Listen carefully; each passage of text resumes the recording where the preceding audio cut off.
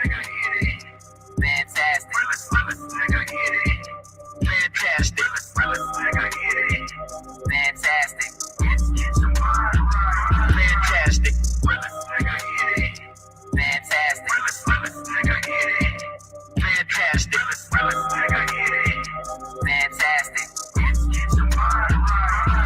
Fantastic. Fantastic.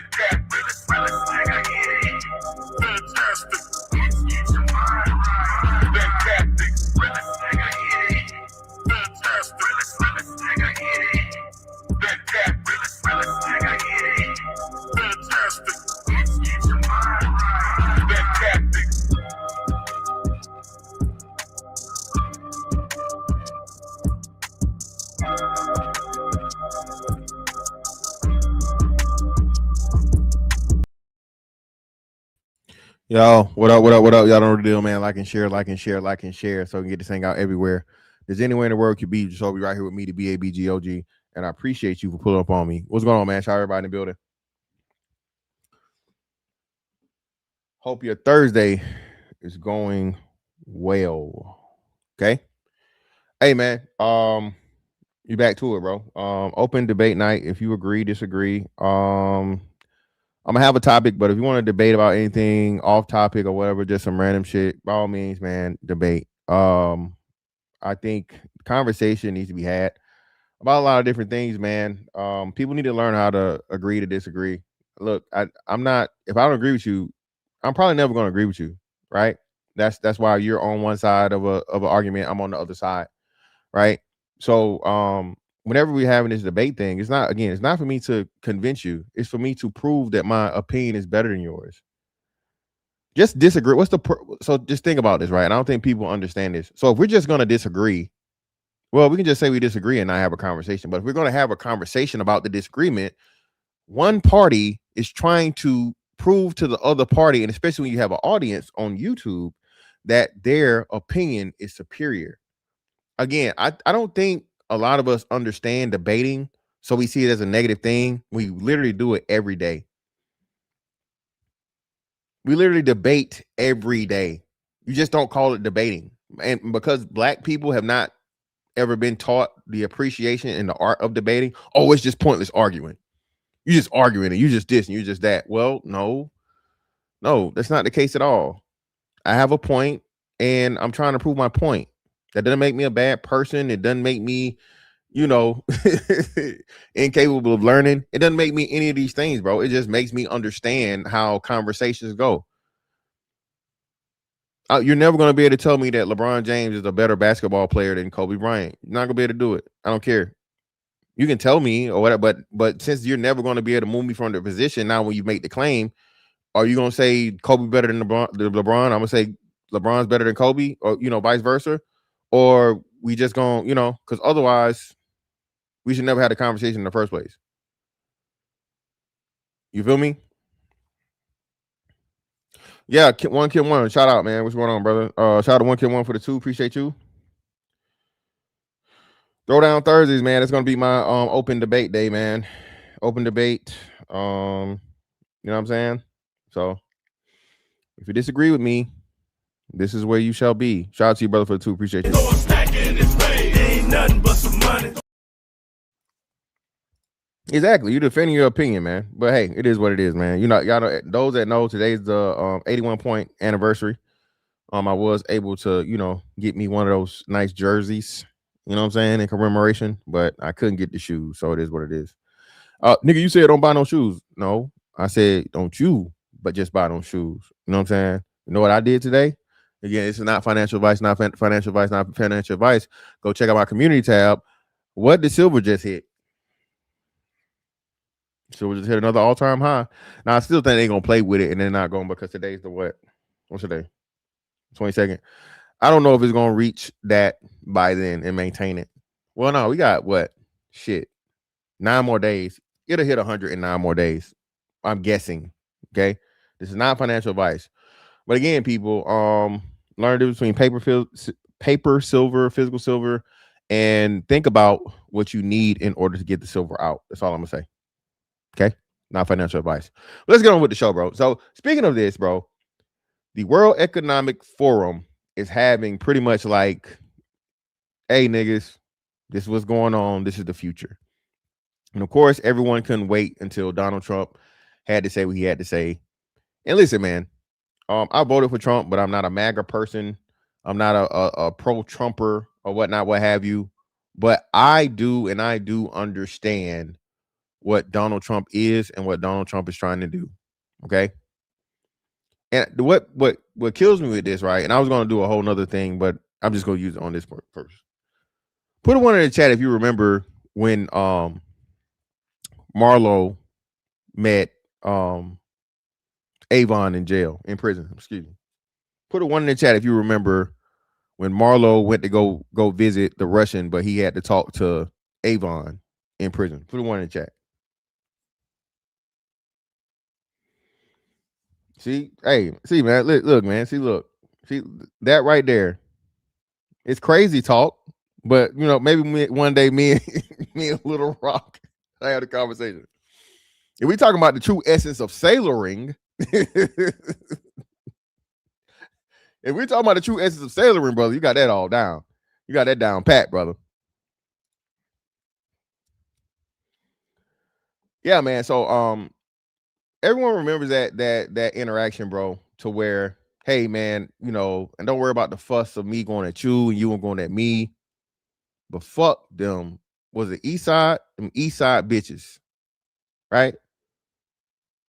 As a West Side nigga, I'm willing to do everything, concerning fucking West Side and whatnot, what have you. You feel me? And pretty much my team is my team, bro, even if, over everything. Trump is like that for America, dog. Trump is trying to save America, and y'all are so deranged, bro. Y'all can't even see it. Again, another big part of the play is people are ignorant. People have no idea of the dealings of what's going on geopolitically, right? In globally, economically. People have no idea, bro. Absolutely no idea. All right? No idea. So that local shit, the ICE shit and whatever, which again, how is that a negative to anything? How is getting people that are not supposed to be in the country in the first place and that are putting stress on the economic system, right? Or other things. And it's far more economic stresses than like hey, there are criminals here, there are nefarious individuals, but the majority of the shit, bro, is the money that it's costing. Again, bro, it's an estimated 10 million people that came here over the last 4 years, bro, under Biden.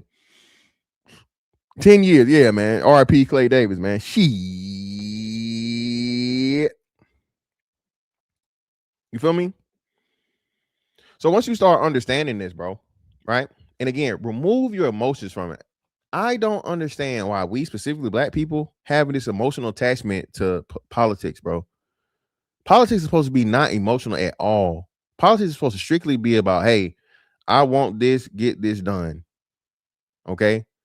Money allocated for this, money funds for that. Right? These protections, these laws it's politics is supposed to be nothing but results driven, bro, not feelings.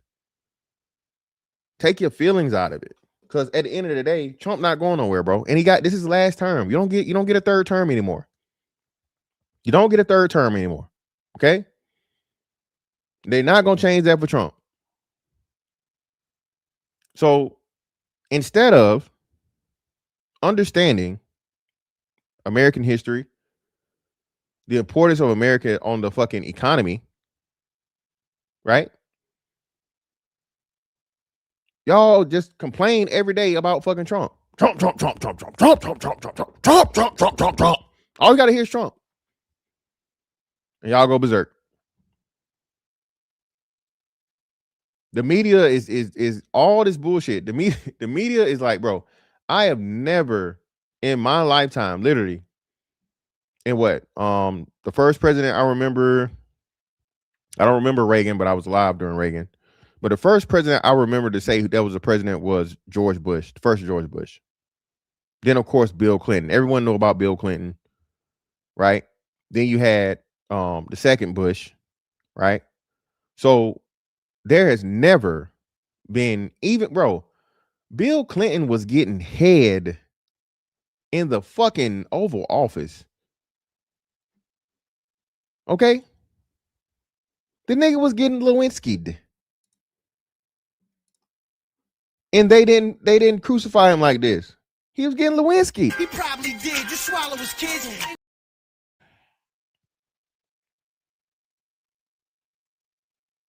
And there was not this level of vitriol for that man.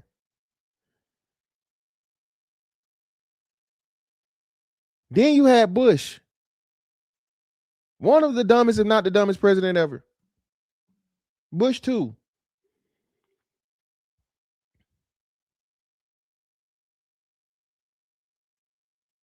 Then Obama. Obama was the one that everybody loved. Obama could do no wrong. Then Trump. And somehow, some way, the man that everybody loved. I think Trump was on the first time I remember Trump was in Home Alone. Trump was in Home Alone. Trump was in a whole bunch of movies. He made cameos and shit. I knew about the name Trump, like, you know, Trump casinos and shit and whatever. I thought they still got Trump casinos out in Vegas when I was there. I saw it. You know, just Trump being this businessman or whatnot. Then you had the fucking what was the name of the show? The You're Fired show. That show. And then all of a sudden, fucking Trump runs for president and wins.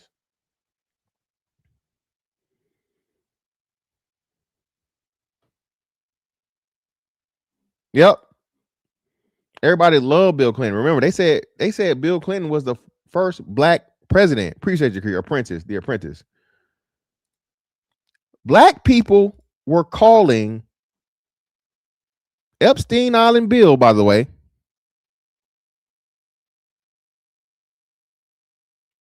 It's crazy how everybody's making, you know, speculations and claims about Trump being on Epstein Island, but Bill was there repeatedly. Bill was named. The victim said, hey, man, yeah, Bill loved it. Nope. Bro, all of the black sitcoms, all of the black comedy stuff, bro, niggas love Trump. Before Trump ran for president, Trump was a positive, a good adjective, bro, in rap music. 27 flights is crazy, E-Love. I'd say one, maybe two, but you ain't taking 27 flights and not fucking nothing. Respectfully.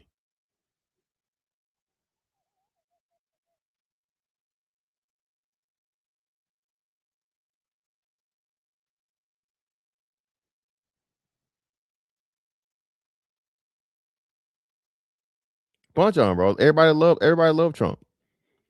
But now, here we go. You want the link? Fuck you and Trump. Your mammy should have raised you better. Look at this emotional ass motherfucker right here. Look, you, Mr. Whoa now. You want the link, Mr. Whoa now? I know you don't. You just angry in the chat, bro. You angry in the chat, man. You fuming in the chat, brother. Ignorance. Dummy. And you know what I know that you can't do? You can't even tell me what you don't like Trump about. What about Trump you don't like other than him being Trump? Just tell me. Tell us, dummy.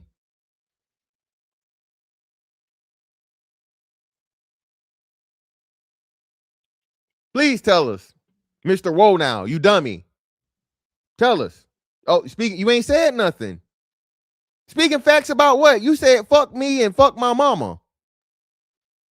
Where are the facts, brother? Where are the facts? Where's the fact for this? Bill Clinton is, for sure. He's never been named as one. That's not a fact, brother. That's a speculation. Unproven. No victim has ever claimed that he was that. Try again? Care to try again? Oh, why you want Greenland so bad? Everything, man. We'll get to it here. He'll actually speak on Greenland here. So Hot Rod, brother. He gonna answer that question himself. I don't want to spoil it, but I've said this again, bro. And again, I'm not an admiral. I'm not a captain. I'm a lowly enlisted, retiree. Okay. I was never in the war room or any of those things, but I understand a little bit about strategy, right? And the military actually gives you this shit, right? So what people fail to understand, Hot Rod, bro, defensive positioning is very, very important. America inhabits more fucking continents and countries than anybody else in the world. Now, FDR was a bitch, kinda, right? Well, not kinda. He was a bitch for allowing the attack on Pearl Harbor, but the attack on Pearl Harbor allowed for America to put itself all around the world. Literally, set up shop permanently. I don't think there will ever be a time as where we're not in Japan. Pretty much. We're their allies. It's like you really can't kick us out type shit. You feel me? So you're covering the whole world. Both hemispheres. You got hella bases in Europe, even a base or two in Africa, the Middle East. So a big part of it is strategic positioning, brother. Not to mention the other part will be resources, as always. Shout out to Wanda. Appreciate you, love. Shout out to Wanda for the 5. Greatly appreciate your love. Support. Oh shit, hold on. You didn't let me highlight it.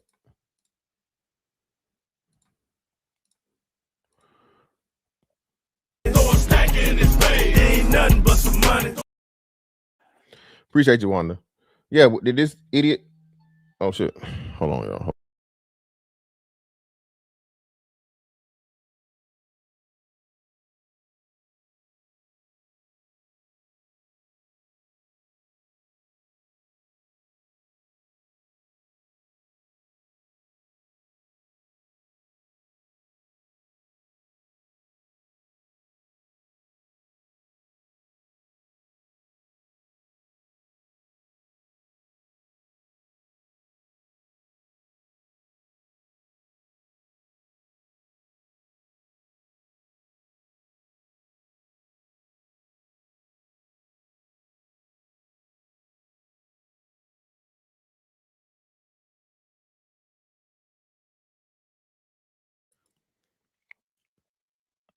Nah, the idiot didn't come.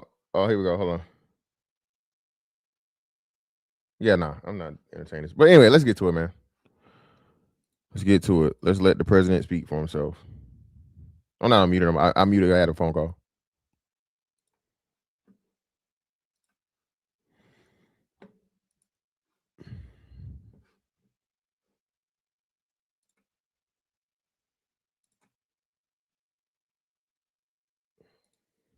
Again, if you want the link, man, just let me know.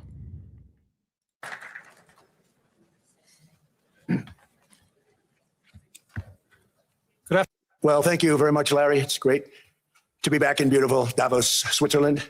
and to address so many respected. Oh, and y'all, everybody knows who Larry Fink is, right? Put a one in the chat if you know who Larry Fink is.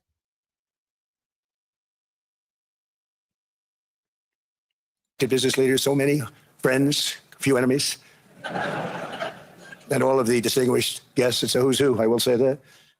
I've come to this year's World Economic Forum with truly phenomenal news from America.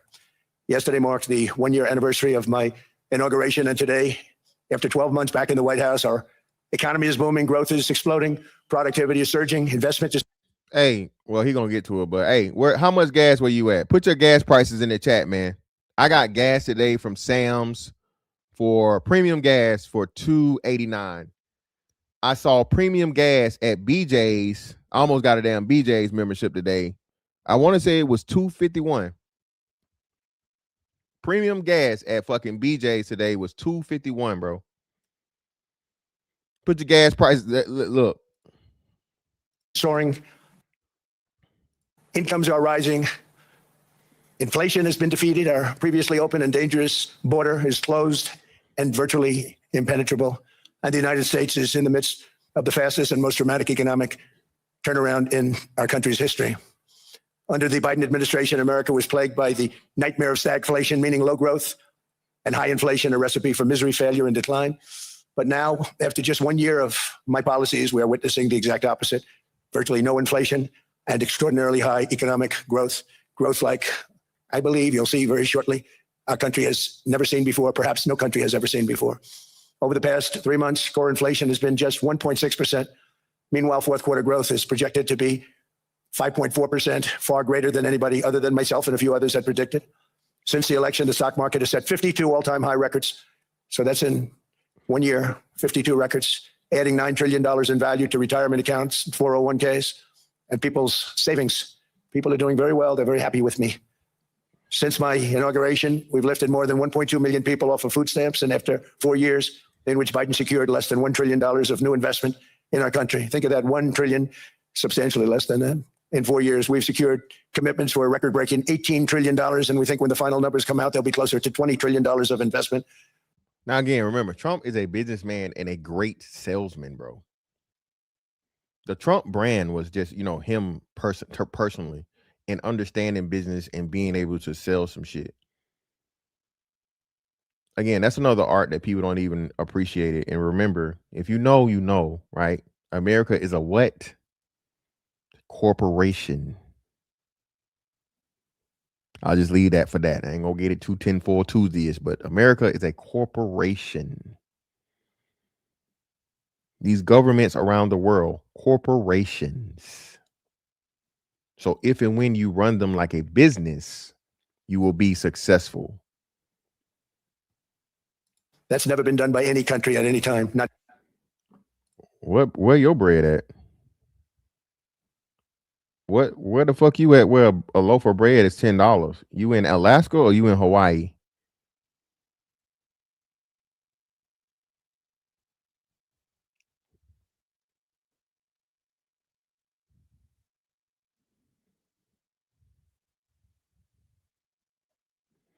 Brother, man. Hey, let that hate go, man. Let that hate go, brother. Hey, he not gonna stop being president because you mad at him, brother. Chalk, no, I'm not. See, I'm not about to entertain you, Chalk. See, hey, man, I just proved my point, man. Let that TDS out, man. Let that Trump derangement syndrome out, baby. I am in Florida. Okay. You know how Publix run the fake buy one get one free, where they basically just charge you double for something. Chalk, there ain't even a buy one get one for $10 at Publix, baby. Publix is, a little upper echelon. Come on, baby. You gotta stop, man. Yeah, bro? I can go to motherfucking Whole Foods and get bread for less than $10. I think that's probably the only place, unless it's a bakery and it's some special shit. Thank you, Cree. Cree said she brought bread today and it was $6.99. See, Cree, Cree balling. So, Cree look for the expensive bread. I promise you, I can go I'll go tomorrow. Okay. Great value is like $1.99 or maybe $2.87. Chalk, we can't trust your numbers, baby. Chalk, we can't trust your numbers, man. You can't trust your name. You can't trust your numbers, man. even close. Just over 1 year ago, under the radical left Democrats, we were a dead country. Now we are the hottest country anywhere in the world. In fact, the United States economy is on pace to grow at double the rate that was projected by the IMF just last April.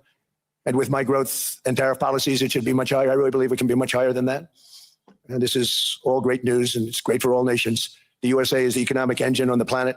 And when America booms, the entire world booms. It's been the history. And that's a fact. America is the fucking, again, not just a reserve currency, bro, but the pusher of economy around the world, dog. If you want to act like it's anything else, that's why China is making all the moves that China is making. China's trying to usurp America as the financial hub and the financial fucking the financial fucking starter of everything. This is why they're cutting all the deals they're cutting. This is why they're doing all the shit they're doing. That's why they're collecting all the gold. And I'm not saying that China is wrong for that. Again, might is right. The game is a game. If you're not trying to win, you're a loser. Every country, if they have the power and the ability to, should be trying to fucking get America out of the way and take over as the motherfucking hub of everything money-wise, bro. That's how it should be. Remember, it's a corporation. When it goes bad, it goes bad.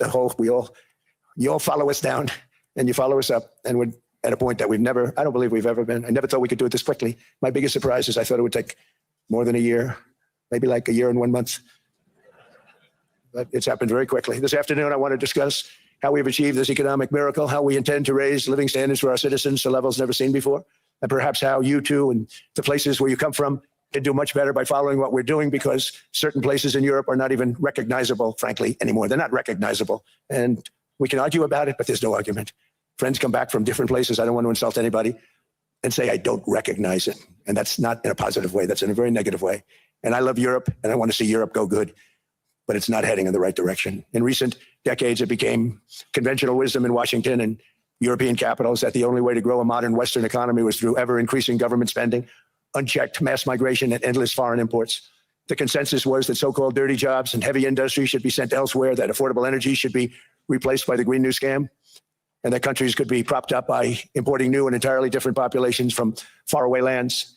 This was the path that sleepy Joe Biden administration and many other Western governments very foolishly followed, turning their backs on everything that makes nations rich and powerful and strong. Let me address that, man. Do you know how much money it will cost and how much a strain on the world it will be to just shift as quickly as possible off of fucking, petroleum-based energy, right, to electric, bro? We don't even have a power grid to support that. We don't even have the fucking power grid to support let's say, I don't know what percentage of cars or whatever out on the road are like electric. I would say less than 10. If a safe man's bet, I would say less than 10%. If you up that to just even 50%, imagine like nobody will ever be on time for work. Imagine how many fucking chargers you would need. And again, the strain that will put on the electrical fucking system, bro, of the world. People don't even think about these things, man. But like I said, because you've never had to work with electricity, you don't know how a battery works, right? You know what I'm saying? People don't even understand these concepts. So you push some bullshit like this, global warming, all this shit, and that's been disproven I don't know how many times. They had fucking archaeologists and geologists explain to you that the world goes through cycles of heating and cooling. Saying that carbon and carbon dioxide, all these different things, again, but just look up the science for yourself. It's just been disproven, bro. And it was a whole big thing.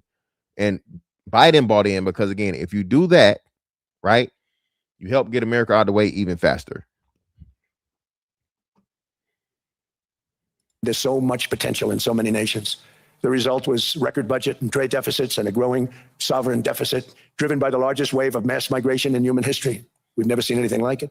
Quite frankly, many parts of our world are being destroyed before our very eyes, and the leaders don't even understand what's happening. And the ones that do understand aren't doing anything about it. Virtually all of the so-called experts predicted my plans to end this failed model would trigger a global recession and runaway inflation. But we have proven them wrong. It's actually just the opposite.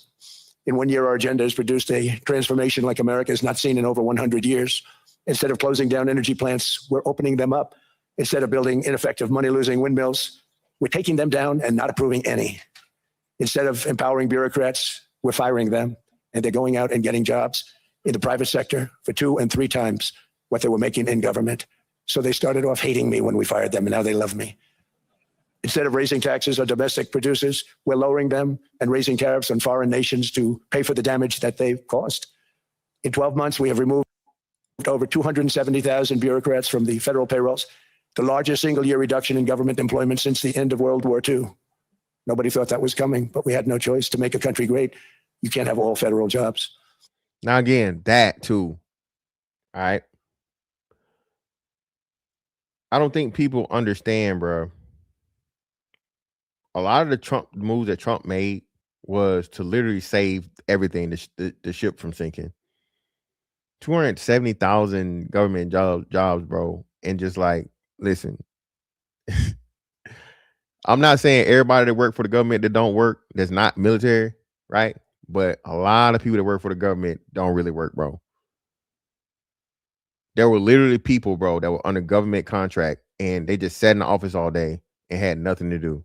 The cakest thing and the biggest thing you wanted to fucking do, bro, once you got out the fucking military, was become a government contractor for the military. You ain't doing shit. You only motherfucking get called to do some shit if can't nobody figure out some shit, and that's only after you done called everybody and sent this and sent that. So we call this the tech, right? So if it was a gripe or issue with the helicopter, we just could not figure out. We tried everything. We throwed everything at it. We changed every part. We checked the wiring. We made the necessary wiring repairs and whatnot, what have you, and we couldn't figure that shit out. You finally called a fucking tech rep. It's the same tech rep. And they had that job, bro, for life. The number one thing you want to be on a military fucking base is a tech rep. Hella fucking money, a little bit of work.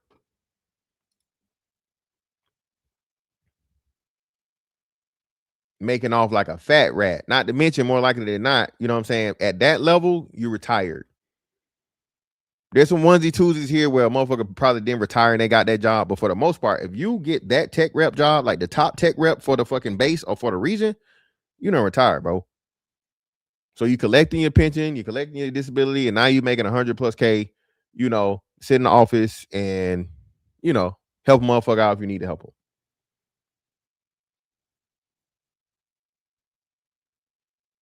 Right? The amount of money that the government was paying out, bro, 270,000 jobs. And who knows? Again, I can just tell you in the Pentagon alone, bro, if you're working in the Pentagon, you making $100,000 minimum. If you're a government worker at the Pentagon, I don't think you, well, I ain't gonna say 100,000, but let's just say 70-80K, right? Bare minimum.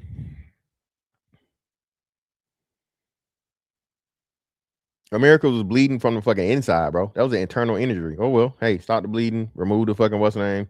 And like he said, those same people are now able to go out into the private sector and get paid even more money. That's the part nobody talking about. So everybody talked about black women losing all these jobs, but no one talked about, okay, well, and we won't know until, of course, like a few quarters away, were they rehired and did they seek work? Did they seek work for one? Because I'm pretty sure you did, because if you done worked a job and you know what I'm saying, most people, you know, don't have funds to not work for a substantial amount of time. But after you done ran through your severance, if you chose to do that, right? Take your severance package and get rehired, you're either making, more likely than not, the same or even more money. Working for the government means you're on salary. And it's not easy to move up. It's not easy to fucking scale up, right? Especially if you have like a non-essential position or whatnot, what have you, right? So if the federal government stops paying you and then you get fired, quote unquote, you get what do they call it? What's the term I'm looking for, y'all? The shrink of force. Reduction of force, right? Reduction of force. I think it's reduction of force or reduction of something. Well, not force. I don't know if it's force, but a reduction of something, right? And you go back out and you just, what's the big deal? Riff, appreciate you. Appreciate you, Cree. Appreciate you, love. Reduction in force. Yeah, appreciate you. My bad. I was close. not of, in. Reduction in force, right? And you go right back around and you make the same money or whatever. People get fired every day, B. So this is why I was kind of confused, and I understood. And of course, they highlighted black women lost X amount of jobs. And I was like, okay, yeah, but if black women lost that amount of jobs, it tells you that black women were overrepresented by a lot in the federal government. One, and then two, that means a whole bunch of other people lost way more jobs than black women, because we know they're the smallest percentage, or one of the smallest percentages of workers in the government. They're probably the highest minority, but we still know most of the government jobs are going to be white people, white men and white women. Right? Not saying we should care, but I'm just saying they weren't the only ones that lost jobs. They only highlighted that because, you know, it's Trump and he racist. So he only fired the black women. Trump only fired the black women.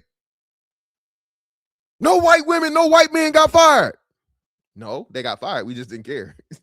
And they never gave the numbers for them. So black women were not the only people to get fired, okay, from the federal government. They were just the ones that somehow, some way you came up with the numbers for it. And now, more likely than not, you know what I'm saying? Shout out to Cree. Also, a lot of people took DRP and Vera. They didn't receive severance. Can you explain to us, layman people, Cree, what the acronyms mean for DRP and Vera? Can you educate us, love? We've cut federal spending by $100 billion and slashed the federal budget deficit by 27% in the single year. It's going to go down quite a bit more from that, driving inflation way down from the record highs of the Biden administration. Every month, they went up and up and up. I promised to cut 10 old regulations for every single new regulation, but instead I've cut, actually till this point, 129 regulations for every one new regulation approved. So every time they come in with a new regulation. Deferred resignation and voluntary early retirement. Well, hell, that's a deal. Vera would be a deal, wouldn't it? Vera would be cool. Well, no, I don't know. Do civilian federal workers get paid right away, or they still got to wait to retirement age, right? Agree. If you work for the federal government and you're a civilian, you still got to wait to retirement age to collect retirement, correct?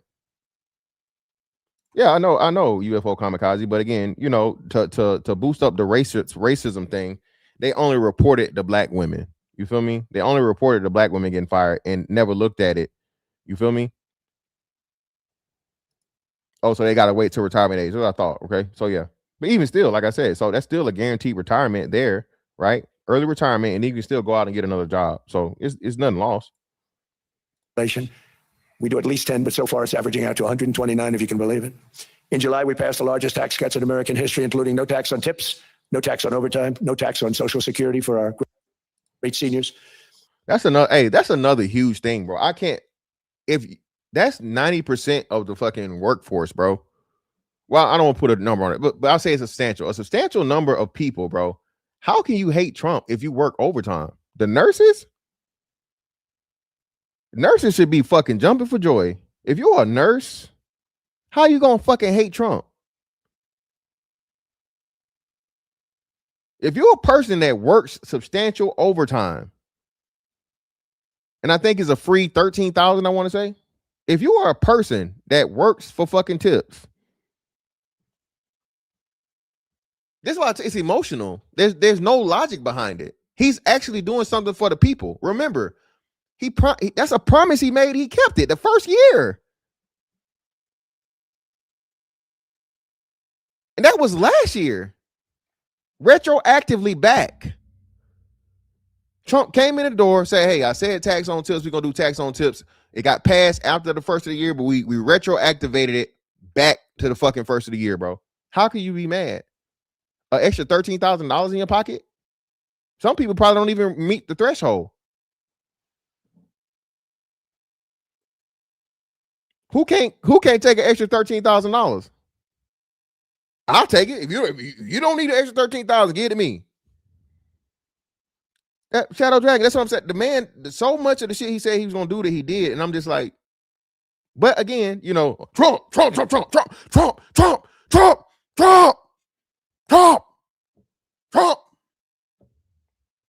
the weirdos in the chat earlier. Shout out to my man Omni Sarah. Appreciate you for the correction, brother. 12.5 for the individual, 25K for married, filing jointly, or head of household. Appreciate your brother Omni. $12,500.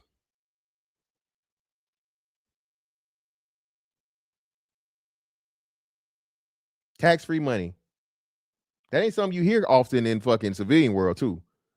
That's another thing too, man. Listen, I don't know, man. It is what it is. Again, I don't want to belabor it. I don't want to, but let's go. We also provided 100% expensing. That's the one they like. And bonus depreciation for all new equipment and capital investments to help companies expand and shift production to America. They are so in love with it. They build a plant, they're able to deduct it immediately, the whole thing, rather than waiting 38 to 41 years in the old days. This is a miracle taking place. Nobody thought it would ever be done by any country, but it's done by us. It was what made my first term the most successful 4-year term that we've ever had from a financial standpoint. And now we've upped it. This is a 10-year program, not a 1-year program, but you're allowed to deduct everything in 1 year. It used to be 38 to 41 years. With tariffs, we've radically reduced our ballooning trade deficit, which was the largest in world history. We were losing more than $1 trillion every single year, and it was just wasted. It was going to waste. But in 1 year, I slashed our monthly trade deficit by a staggering 77%. And all of this with no inflation, something everyone said could not be done. There were a couple of brilliant people that actually thought I was doing the right thing. I thought I was doing the right thing. Now they all think I'm doing the right thing because I can't believe the numbers. American exports are now up by more than $150 billion. Domestic steel production is up by 300,000 tons a month, and it's doubling over the next 4 months. It's doubling and tripling, and we have steel plants being built all over the country. Nobody thought they'd see that. Factory construction is up by 41%. Again, another thing, man. Trump is getting us off the dependency of the ops, man. I gotta speak to y'all in street code and nigga code. We are too dependent on the ops. China is not our friend, bro. They're our competition.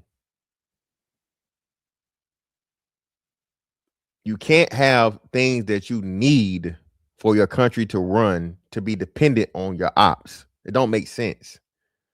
He has to do these things to get these companies to be like, hey, man, listen, the tariffs is a fucking a punitive thing. If you keep making this shit over here, you're not going to make no money. And this is why he did it the way he do it, to get the businesses back as soon as possible. All right, you stay over there. Well, shit, you ain't going to make no money no way because I'm going to fucking up the tariffs and it'll be so much of money. So you're not making no fucking margin.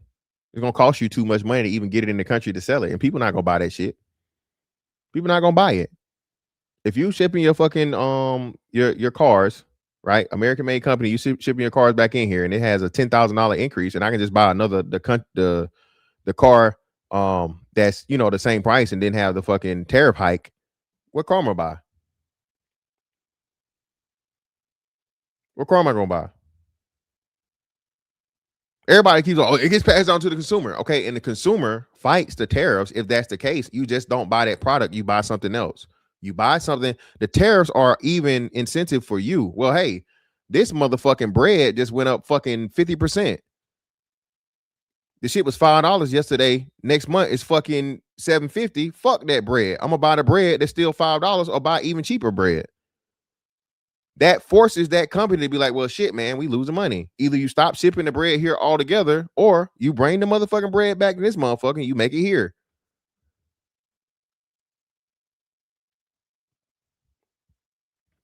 But again, a lot of people don't have any understanding of just, simple economics, man. Supply, demand, and all these things and whatnot, what have you. And I'm not saying that to be an asshole. I'm just saying that because it's factual. There are not enough adults that should know things that they should know.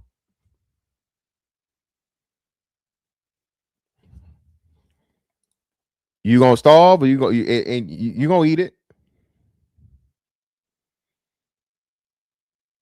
I promise you, that great value tastes the same as motherfucking Wonder Bread. You can't taste the difference. I can't.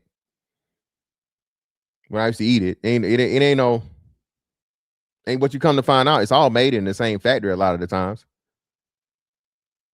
So hey, if you gotta starve or eat that nasty bread, you gonna eat the bread. You'll figure it out.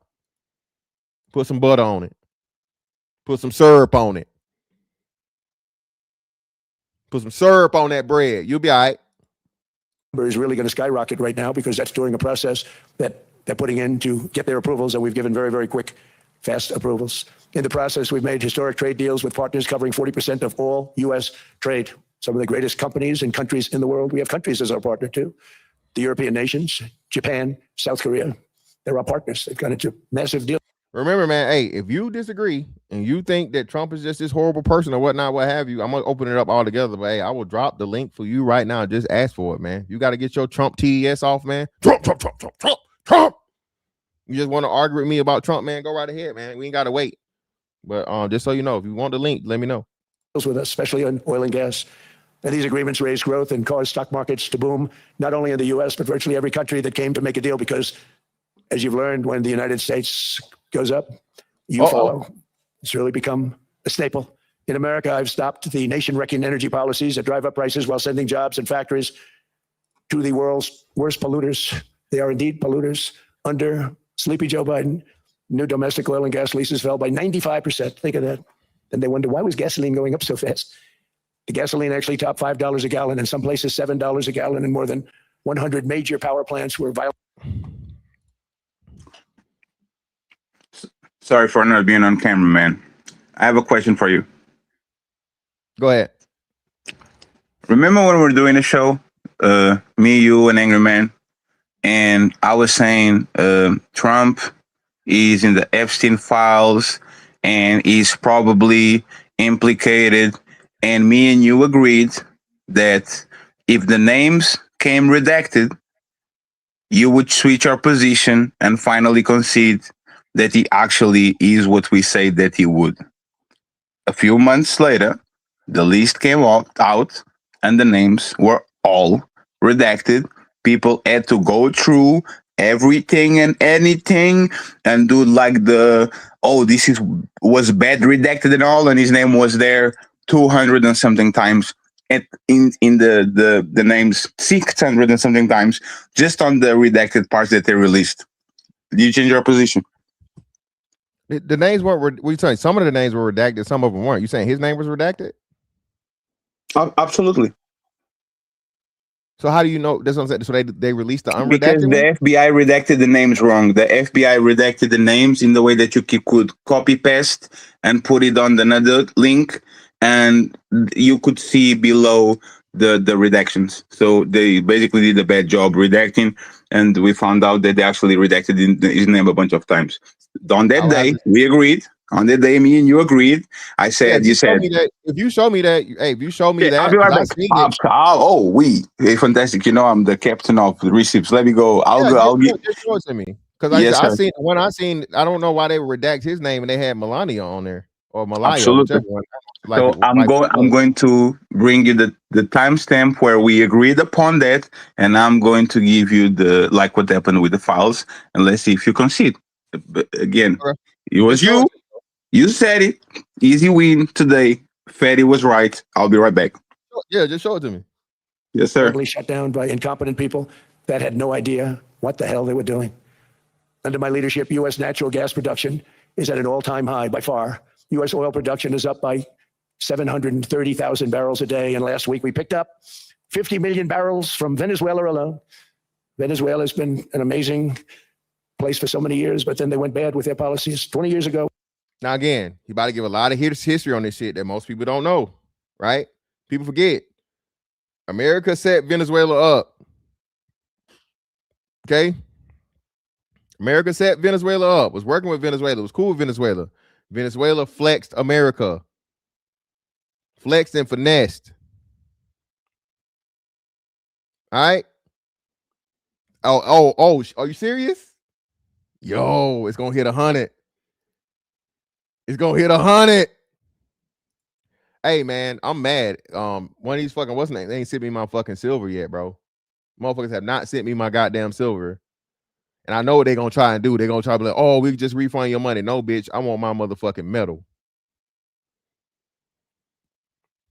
Brother, you can hit the link, brother. Brother, if you don't say I watch too much Fox News, brother, I'm telling you what he's saying and going off of this. This has nothing to do with Fox News, brother. It's not Fox News, brother Nicholas. This is at the World Economic Forum, brother. This has nothing to do with Fox News. What you talking about Fox News for?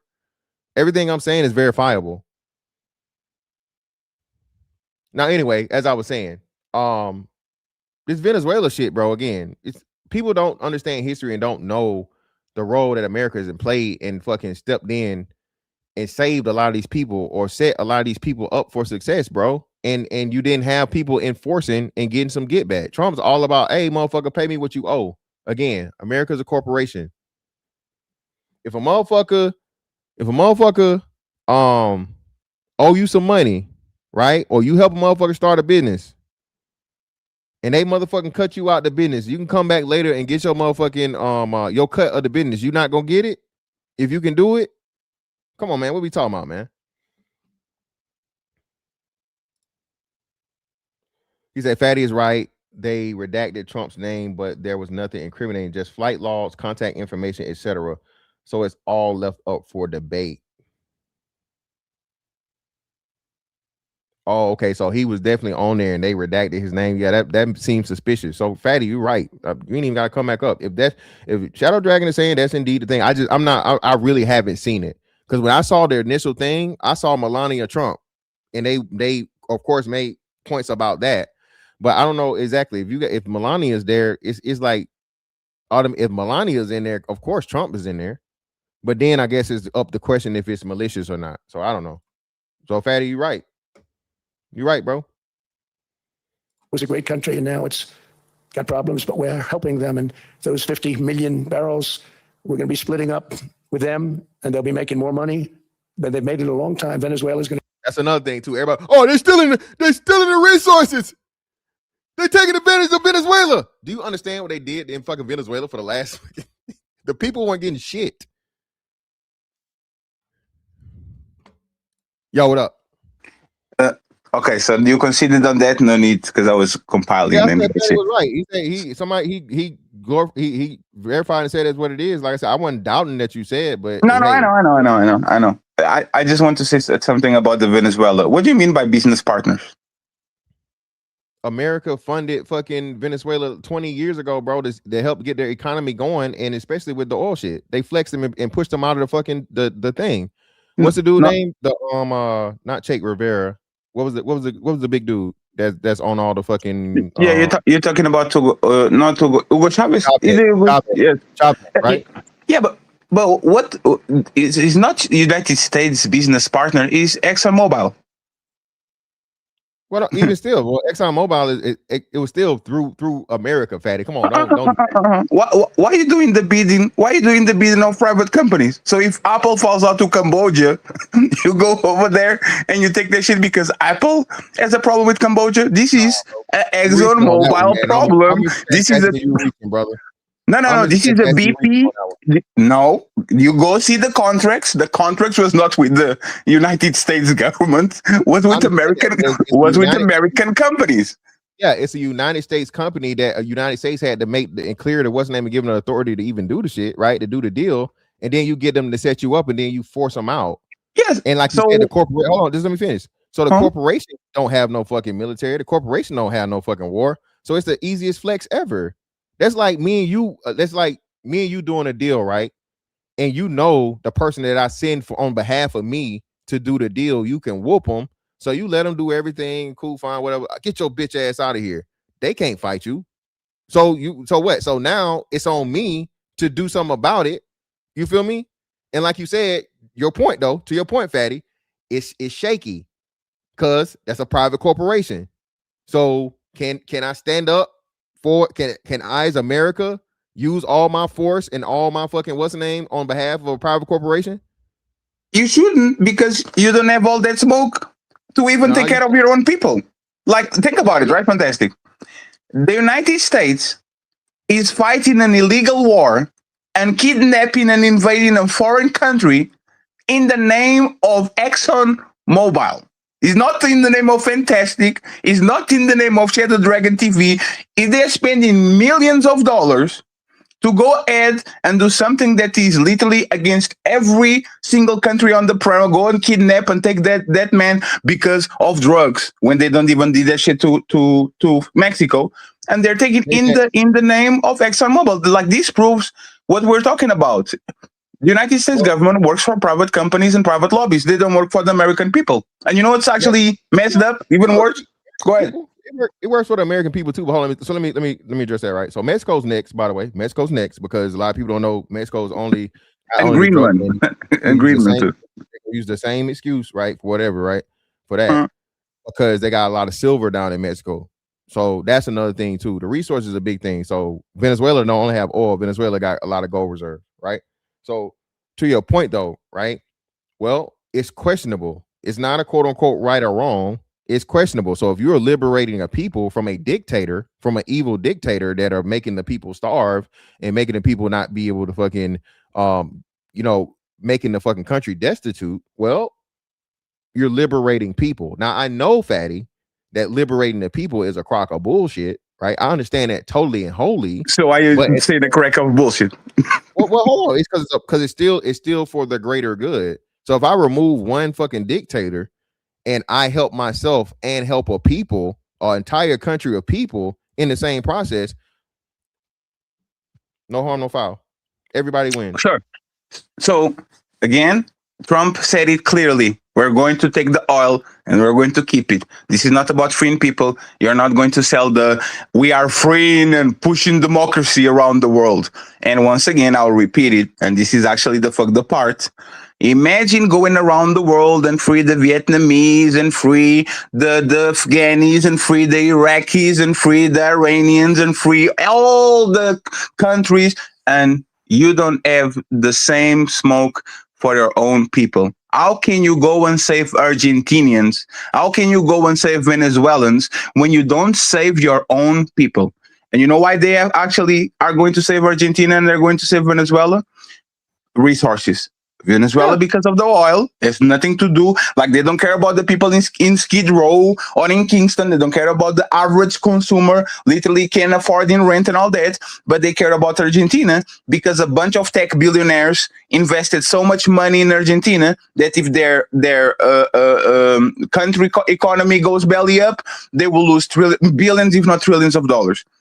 The United States, American army, and American country work for the oligarchs and work for the private companies, and Donald Trump being the worst of them because he promised that he was going to be the president of peace. He promised that he was going to unite people and make sure the wars ended in 2 weeks. And now we're creating wars or creating situations of conflict for no reason when he literally went back against his word. So this is not Donald Trump derangement syndrome. This is actually facts. Well, hold on. Let me, and then Logan, I'll get you in here, bro. So Fatty, again, I don't know if you're aware, America, bro, is on the verge of financial death, dog. So you got to do what you got to do. So he's definitely working for the American people, because if the U.S. dollar gets removed as a reserve currency, or the fucking currency is debased to a point where it's absolutely worth nothing, and you go belly up, not only does it affect America and Americans, it affects the world. So Trump is actually looking out for the world. This is why people are not giving him no pushback for the shit that went on in fucking Venezuela, because they understand not only, and then you mentioned the oil, but you didn't mention the fucking military strategic aspect of it, being that you had China and Russia, China specifically, trying to set up shop and set up a fucking base there and be at the back door of America. So you can't say he's not looking out for America. No, he's not. Hold on. I'll let you go. Let me finish. Sure. I can't say he's not looking out for America when he literally just prevented your biggest op from setting up motherfucking shop in your basement. Let's go. And setting China. up shop in your basement, that would be fucking the biggest fucking military threat in our lifetimes. Point blank, period, bro. So but he didn't. You can't say he's not looking out for the American people when he's looking out for the American people's safety. First and foremost. Yeah, but he didn't, for two reasons. First, Mexico is actually the biggest threat as a direct border with y'all, is where the Chinese send drugs in tons to actually get inside of your country. Like, Mexico is the biggest threat, and they didn't do nothing about Mexico at all. They went to Venezuela because Venezuela is the biggest known reserves of oil in the planet. Matter of fact, he actually gets worst, and this is why I'm telling that Trump is the worst. Trump is threatening to take allies' land. the Greenland, Canada is the 51st state. The problems that they had with Mexico, like the United States, for the first time in their history, on the known like 200 years, is literally talking with countries that's supposed to be the United States allies and were allies for the foreseeable moment, and they are literally going and says, you know what, we're going to take this, we're going to take that, we're going to take that. This is, remember, the president of peace. So I'm not going to judge this in the right or wrong, because y'all don't understand right or wrong at this point. Is whatever it takes. I'm going to judge Donald Trump's words against his own words. This man said he was going to be the president of peace. He was going to end all the wars and all that. And just on the first year, he not only helped Israel with the Iran situation, didn't close the situation with the Ukrainian and Russia. Now the United States are literally trying to get into countries and trying to get in conflicts and confrontations, not only with enemies, but with historic allies. So this is why I'm saying that Donald Trump is worst, is because every single promise that he said on the beginning of his campaign, America first, no wars and all that, he's not doing nothing. Matter of fact, he's actually going against everything that he promised. So y'all have Trump derangement syndrome. No matter what he does, y'all find a way to spin it and says, good job, good boy. So y'all got it. Logan, and you won't call me a liar. Have a great job. Hey, have a great day. Fantastic. And hey, yeah, next time you do a smoke show, let me know in advance so I can kick your ass on camera. I appreciate you, man. I see that. What up, Logan? Yo, what up, man? Forgive the noise in the background, right? Because I'm out here walking. I'm out here in South Florida, right? So forgive the noise. What the hell is he talking about, man? Yo, okay. I'm from the Caribbean, right? And Venezuelans was going all the way to Trinidad, not just for money, but for resources. That's how bad it was. They was using their money to make hats, to make, craft, like, you name it, purses, bag, everything, because the value of their dollar was worth nothing. So now that America is there, right, it brings their value back up. So what's the problem? And then, if memory serves me right, China bought over Jamaica, half of Jamaica, and they've been buying up the Caribbean like it's nothing. So what is America supposed to do? Not counterattack that? Yeah, or am I just talking crazy? But let me say this real quick. I didn't know it was that fucking low. They call it the Bolivar. I'm sorry. The Venezuelan Bolivar is worth 0.0028 cents of the US dollar. So it's like, look it up, man. yeah. So what's America? Yes. Yeah. It worth nothing, next to nothing. Yeah. They would listen, Venezuelans and stuff was traveling over to Trinidad, right? On the boatloads just to get medical supplies. Just to get medical supplies for their family. Their women were going over there to prostitute just to get citizenship and bring over their husband and kids. So what the hell is he talking about? So if America invades and takes over Venezuela, what does that mean? They're getting resources. They're getting shipments. They're getting, exactly. Okay, yes, we know South America has huge oil reserves. Okay. And who was targeting that? Not China? And who is our biggest adversary? Not China? So I'm sorry, man. I just had to call in just to say that. I appreciate you, brother. For sure. Thanks. Thank you. All right, man. Everybody else got cam up. Goddamn. Fatty got special treatment, and then the other brother popped up. So everybody, if you come up here now, you got to cam up. Okay, you gotta face me. All right, but no, man. Listen, he's talking about Trinidad, but bro, Cuba is huge. So what came to be revealed in this whole thing, man, is that Cuba was pretty much a proxy for Venezuela. That's why, again, Trump told you everything he gonna do, bro. I'm gonna tell you this. Listen, I'm gonna say this again. Now, shout out to Fatty. You know, Fatty, he's a liberal, right? He's a lefty. He says so. It's in his spirit to not like Trump, right? Now, I still concede to his point. Like I said, if you redacted anything about Trump in the fucking Epstein files, there's something fishy there. That what's the point of it? And like I said, especially I know I saw his fucking like wife's name in the thing, so I was like, I thought it's self-explanatory. If your wife's name in there, you in there. But anyway, right? But to the point, bro, I think he's just missing context about the relations between America and China and the other shit. It ain't just a Venezuelan American thing. Again, he's gonna get into it. He's gonna talk about it, but it's much deeper than that, bro. And at the end of the day, right? If you kick one motherfucker out and you help millions of people,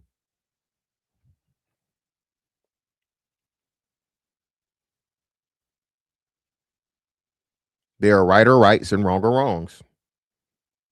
Okay.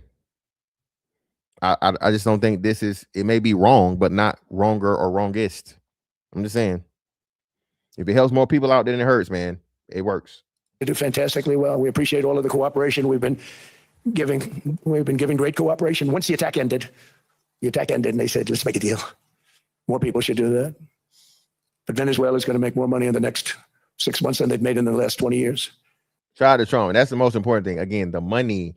These people were trapping the fucking money, bro. Talking about oligarchs. Fatty said oligarchs. Nigga, you want to know about some oligarchs, nigga? Venezuela had them motherfucking Cuban oligarchs. People were, again, man, eating out the fucking trash can, dog.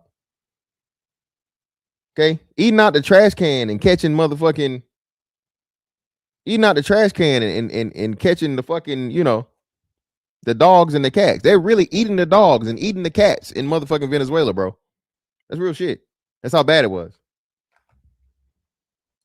Every major oil company is coming in with us. It's amazing. It's a beautiful thing to see. The leadership of the country has been very good. They've been very, very smart. The price of gasoline is now below $2.50 a gallon in many states, $2.30 a gallon in most states. Then we'll soon be averaging less than $2 a gallon.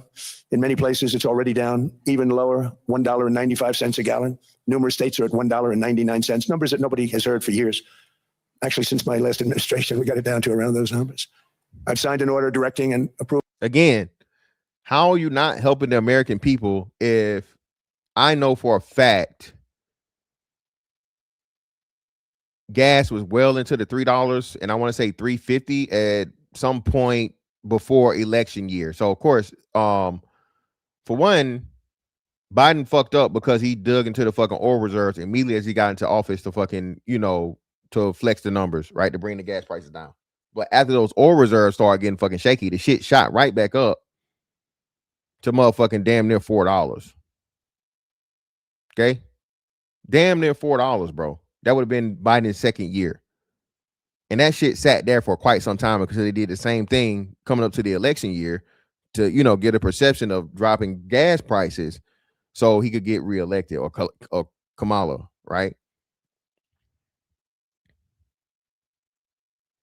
This oil shit is huge, bro. Remember, when Trump got in office, Trump, the America, he fucking drill, what we call it, the fracking, all that shit, la la la. America became, I want to say, a top 3 producer of oil in the world. We were actually exporting oil for the first time in forever, for a long time, right? This ain't just Fox News shit. Go look it up. Don't take my word for it. We were making money off of giving oil to other people, right? To the point of where, if y'all know, what the fuck did OPEC do? OPEC played the game raw, super dirty. OPEC cut down the motherfucking supply.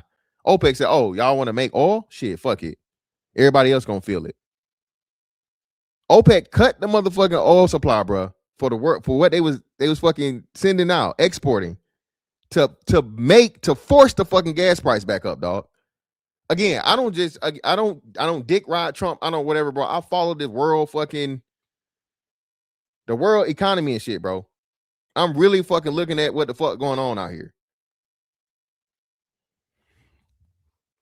Of many new nuclear reactors. We're going heavy into nuclear. I was not a big fan because I didn't like the risk, the danger, but they have the progress they've made with nuclear is unbelievable. And the safety progress they've made is incredible. We're very much into the world of nuclear energy, and we can have it now at good prices and very, very safe. And we're leading the world in AI by a lot. Listen, having NVIDIA here, and I think AMD is here also. I think both of those countries are American based now, bro.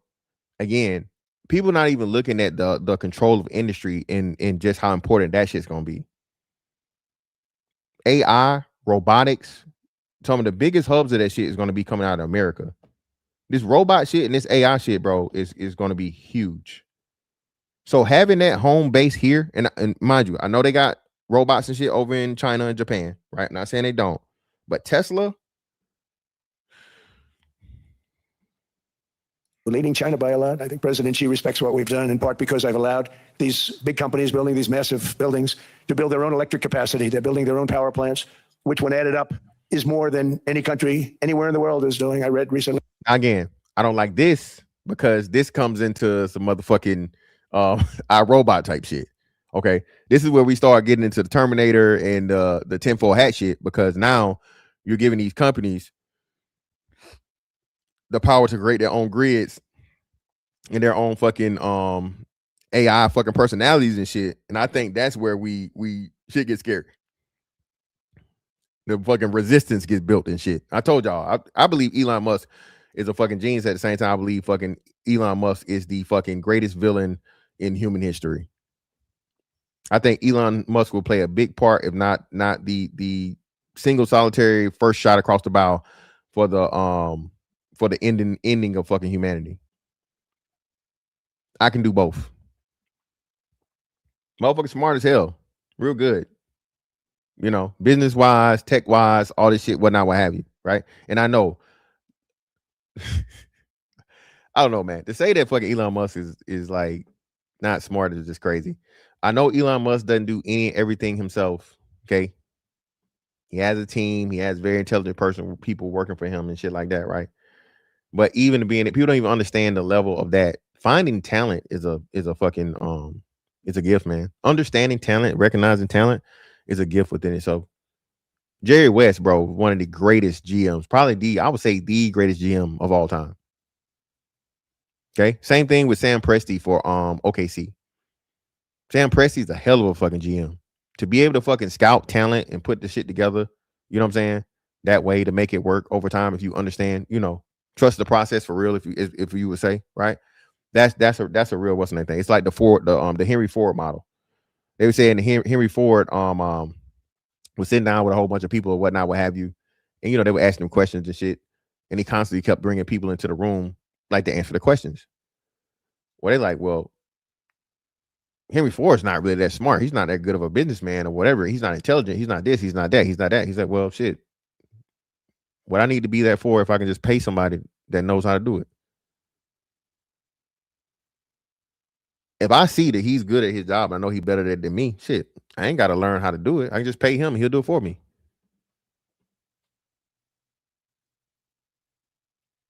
Intelligence isn't always just, you know, data, information. Bro, there's several different types of intelligence, man. I think they say it's like, is it 9 of them? I think it's nine different types of intelligence. Somebody correct me if I'm wrong. See, 7 to 9, something like that, I think. I think it's 7 or 9 different types of intelligence.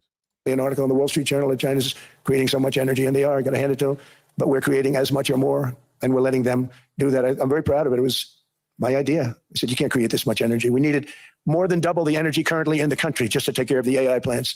And it's again, man, and that's that right there. I'm telling you, the remodeling or I guess the revamping or refurbishing of the electric grid in this country is something that needs to be done ASAP, bro. I think you got 3 major hubs. I think you got one for the East Coast, you got one for like the Texas area, and then you got one West Coast, like Cali and shit. That shit that has to be updated, man. Has to be. Especially with all of this shit that's going on. And I don't believe that it ought to just be for the companies to do their own separate thing, because now the companies control the electricity at any point in time, or if they get hacked, or if they, you know what I'm saying? So that's why I say that I think that's a dangerous game to play, giving corporations that level of power within the infrastructure of the company, especially something as serious as a power grid. So we can't do that. We have an old grid system. And I came up with the idea, you know, you people are brilliant. You have a lot of money. Let's see what you can do. You can build your own electric generating plants. And they looked at me. They didn't believe me. All of the names that are, I think, in the room right now, if you want to know the truth, they didn't believe it. And I said, no, you can. They came back 2 weeks and they didn't have the plant. They said, we thought you were kidding. I said, no, not only am I not kidding, you're going to have your approvals within 2 weeks. I always say nuclear will take 3 weeks. But most aren't going that. They're going oil and gas. They're even going coal in some cases. Because of my landslide election victory, the United States avoided the catastrophic energy collapse, which befell every European nation that pursued the Green New Scam, perhaps the greatest hoax in history. The Green New Scam, windmills all over the place, destroy your land. Every time that goes around, you lose $1,000. You're supposed to make money with energy, not lose money. Here in Europe, we've seen the fate that the radical left tried to impose on America. They tried very hard. Germany now generates 22%. Appreciate your cafe, es bueno. 8. So I jumped all around it. Pause. Less electricity than it did in 2017. And it's not the current chancellor's fault. If you don't understand that we're going by the wayside like Rome, then you don't understand patterns in history. Well, no. J Speed, I say this all the time. I understand J Speed. No dynasty and no regime lasts for forever, J Speed. But Trump is trying to delay it as long as possible. America will not be in power and be the number one superpower of the world for forever, for eternity. Eventually it will be dethroned. It's just a question of by who or by whom, right? So either by one country or by the BRICS situation, right? Either or it's gonna happen. I understand it, J Speed. I talk about that, you know what I'm saying? Not ad nauseum, but several times I mentioned it, right? So I understand that, but again, if you believe in prophecy and history, J Speed, eventually it's gonna happen. And I know for a fact I'm gonna live to see the usurping of America as like the superpower of the world, one way or the other. I'm gonna live to see that. And I'm you know what I mean? That's why I'm doing everything I can do now to set myself up to be prepared. Solving the problem. He's going to do a great job. But what they did before he got there, I guess that's why he got there. And electricity prices are 64. Oh, hell no. 70 short, man. What the fuck we got going on, man? God damn, bro. Jesus Christ. Bro, why y'all be doing this shit, man? Bro, the like button is free. Hit it for me, man. I need you to finger that thing, man. Finger the like button, brother. It's free. Finger the like button for me. Damn. Take off, record.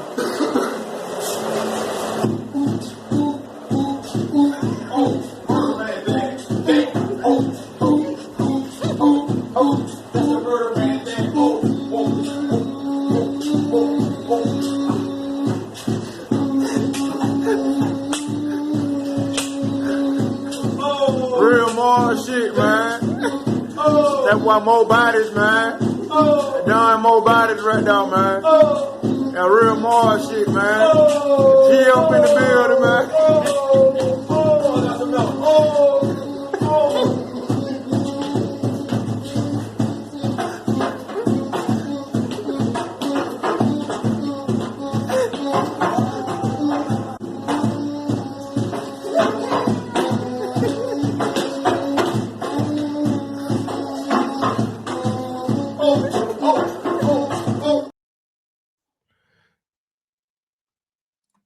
It's not fingering, it's fingering. Finger it, Cree. Finger, not finger. JSB, you think Trump really? Yes. I know that he cares about America. Hence why he's got businesses in America and he has children and he has grandchildren, and Trump is really stomped down American, bro. He's doing this for America, just even off the strength of not fucking losing to China. So yes, I believe he cares about America a lot. If he sold out America a long time ago, he wouldn't have the companies coming back to America and imposing the tariffs and things to make America money. If he sold out America, J Speed, he would have did the same shit that Biden had done and kept it going. 4% higher. The United Kingdom produces just 1/3 of the total energy from all sources that it did in 1999. Think of that, 1/3. And they're sitting on top of the North Sea, one of the greatest reserves anywhere in the world, but they don't use it. And that's one reason why their energy has reached catastrophically low levels with equally high prices. High prices, very low levels. Think of that, 1/3. And you're sitting on top of the North Sea. And they like to say, well, that's depleted. It's not depleted. It's got 500 years. They haven't even found the oil. The North Sea is incredible. They don't let anybody drill environmentally. Shout out to Trump again, man. Bro, I'm not going to say this. I'm not going to say pollution and save the world and all this other shit is just completely, totally bullshit. I'm not going to say that, right? But what I'm going to say is this, right?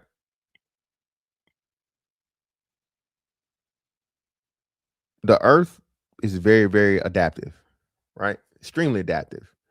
And the things that we've done let's just even look at excavating stuff and digging for minerals and stuff, right? Oil, well, oil is not a mineral, but for oil and then minerals, cobalt and gold and silver and whatnot, what have you. Bruh, this is not the movies. I think people think shit is like the movies where you're gonna dig a hole from one side of the earth to the other side of the earth. No, bro, it's not gonna happen. Okay. There are levels of the sea that we've never been able to reach the bottom of the sea, the depths of the sea. We can't even, they haven't even created what you call it? A craft or something that will be able to go to the deepest depths of the sea and reach it. Okay. We haven't even done it. Think about this. We've been outside of Earth. We've been outside of Earth, right? Outside of the fucking atmosphere of Earth into space, but we haven't even found the deepest depths of the sea. We haven't explored the deepest depths of the sea, man. All right. The world is gonna be all right, bro. It's gonna be okay. And at the end of the day, right? Biological imperatives say we're gonna find a way to make it work if it's hurt the earth regardless. If human beings can do anything and it's the risk of polluting the earth or doing whatever, and then it's your survival, even these green tree hugging people are gonna do the same shit. Okay. If you had to cut that damn tree down to make firewood so you and your family don't die, you're gonna cut down that fucking tree. They don't let them drill. They make it impossible for the oil companies to go. They take 92% of the revenues. So the oil companies say, we can't do it. They came to see me. Is there anything you can do? I want Europe to do great. I want UK to do great. Sitting on one of the greatest energy sources in the world, and they don't use it. In fact, their electricity prices have soared 139%. There are wind. Now Trump snitching on the other countries. You see the genes in this country. Hey, we doing good. Look at y'all dumbass. Y'all trying to, save the world, and you hurting your people. Now, again, I'm not saying that this is true. I haven't verified it or whatever. I'll check it later to verify the fact check to see. But to say that your electricity has risen 100%, bro. Mills all over Europe. There are windmills all over the place, and they are losers. One thing I've noticed is that the more windmills a country has, the more money that country loses, and the worse that country is doing. China makes almost all of the windmills. And yet I haven't been able to find any wind farms in China. Did you ever think of that? It's a good way of looking at it. They're smart. China's very smart. They make them. They sell them for a fortune. They sell them to the stupid people that buy them. But they don't use them themselves. They put up a couple of big wind farms, but they don't use them. They just put them up to show people what they could look like. They don't spin. They don't do anything. They use a thing called coal, mostly. China goes with the coal. They go with oil and gas. They're starting to look at nuclear a little bit. And they're doing just fine. They make a fortune selling the windmills, though. And I think really that's one that they wouldn't be surprised if it stopped. They are shocked that it continues to go. Shout out to my man TD. Tell him for the 10. I greatly appreciate you, brother.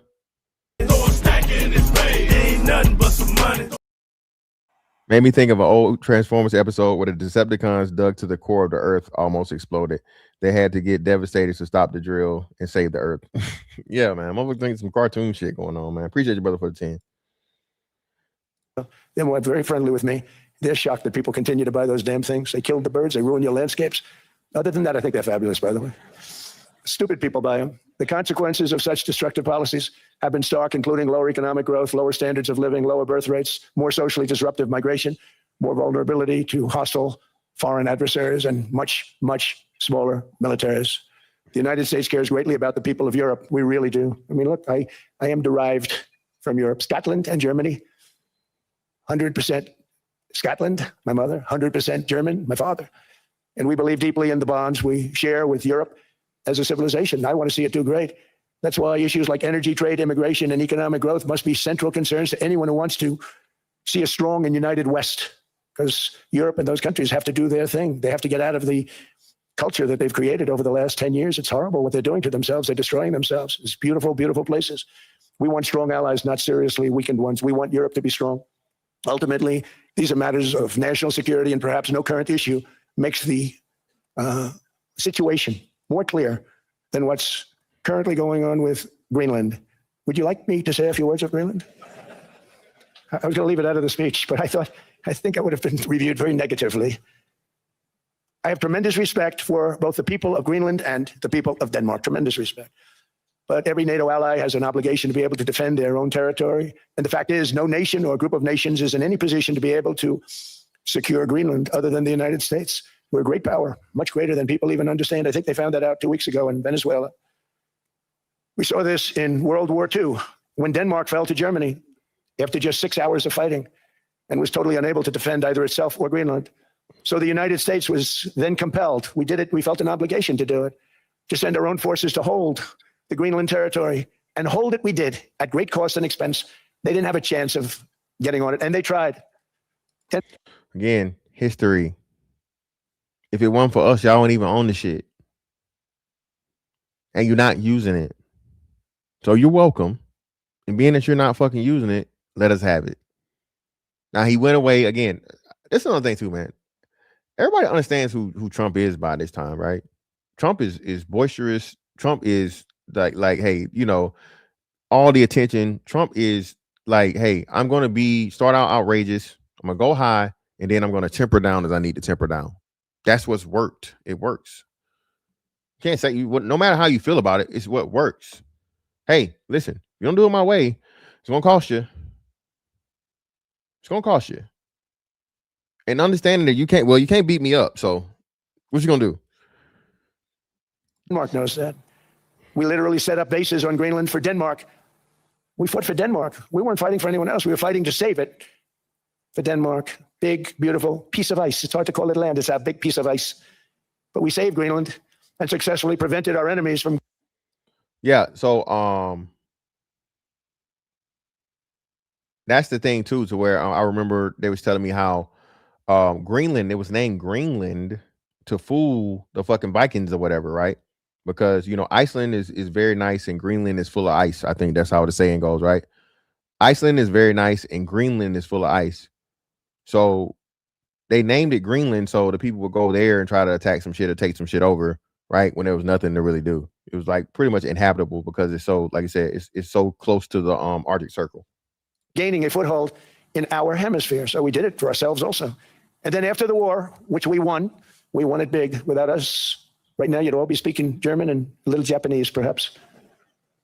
After the war, we gave Greenland back to Denmark. How stupid were we to do that? But we did it. But we gave it back. But how ungrateful are they now? So now our country and the world face much greater risks than it did ever before because of missiles, because of nuclear, because of weapons of warfare that I can't even talk about. 2 weeks ago, they saw weapons that nobody ever heard of. They weren't able to fire one shot at us. They said, what happened? Everything was discombobulated. They said, we've got them in our sights. Press the trigger, and nothing happened. No anti-aircraft missiles went up. There was one that went up about 30 feet and crashed down right next to the people that sent it. They said, what the hell is going on? Those defensive systems were made by Russia and by China.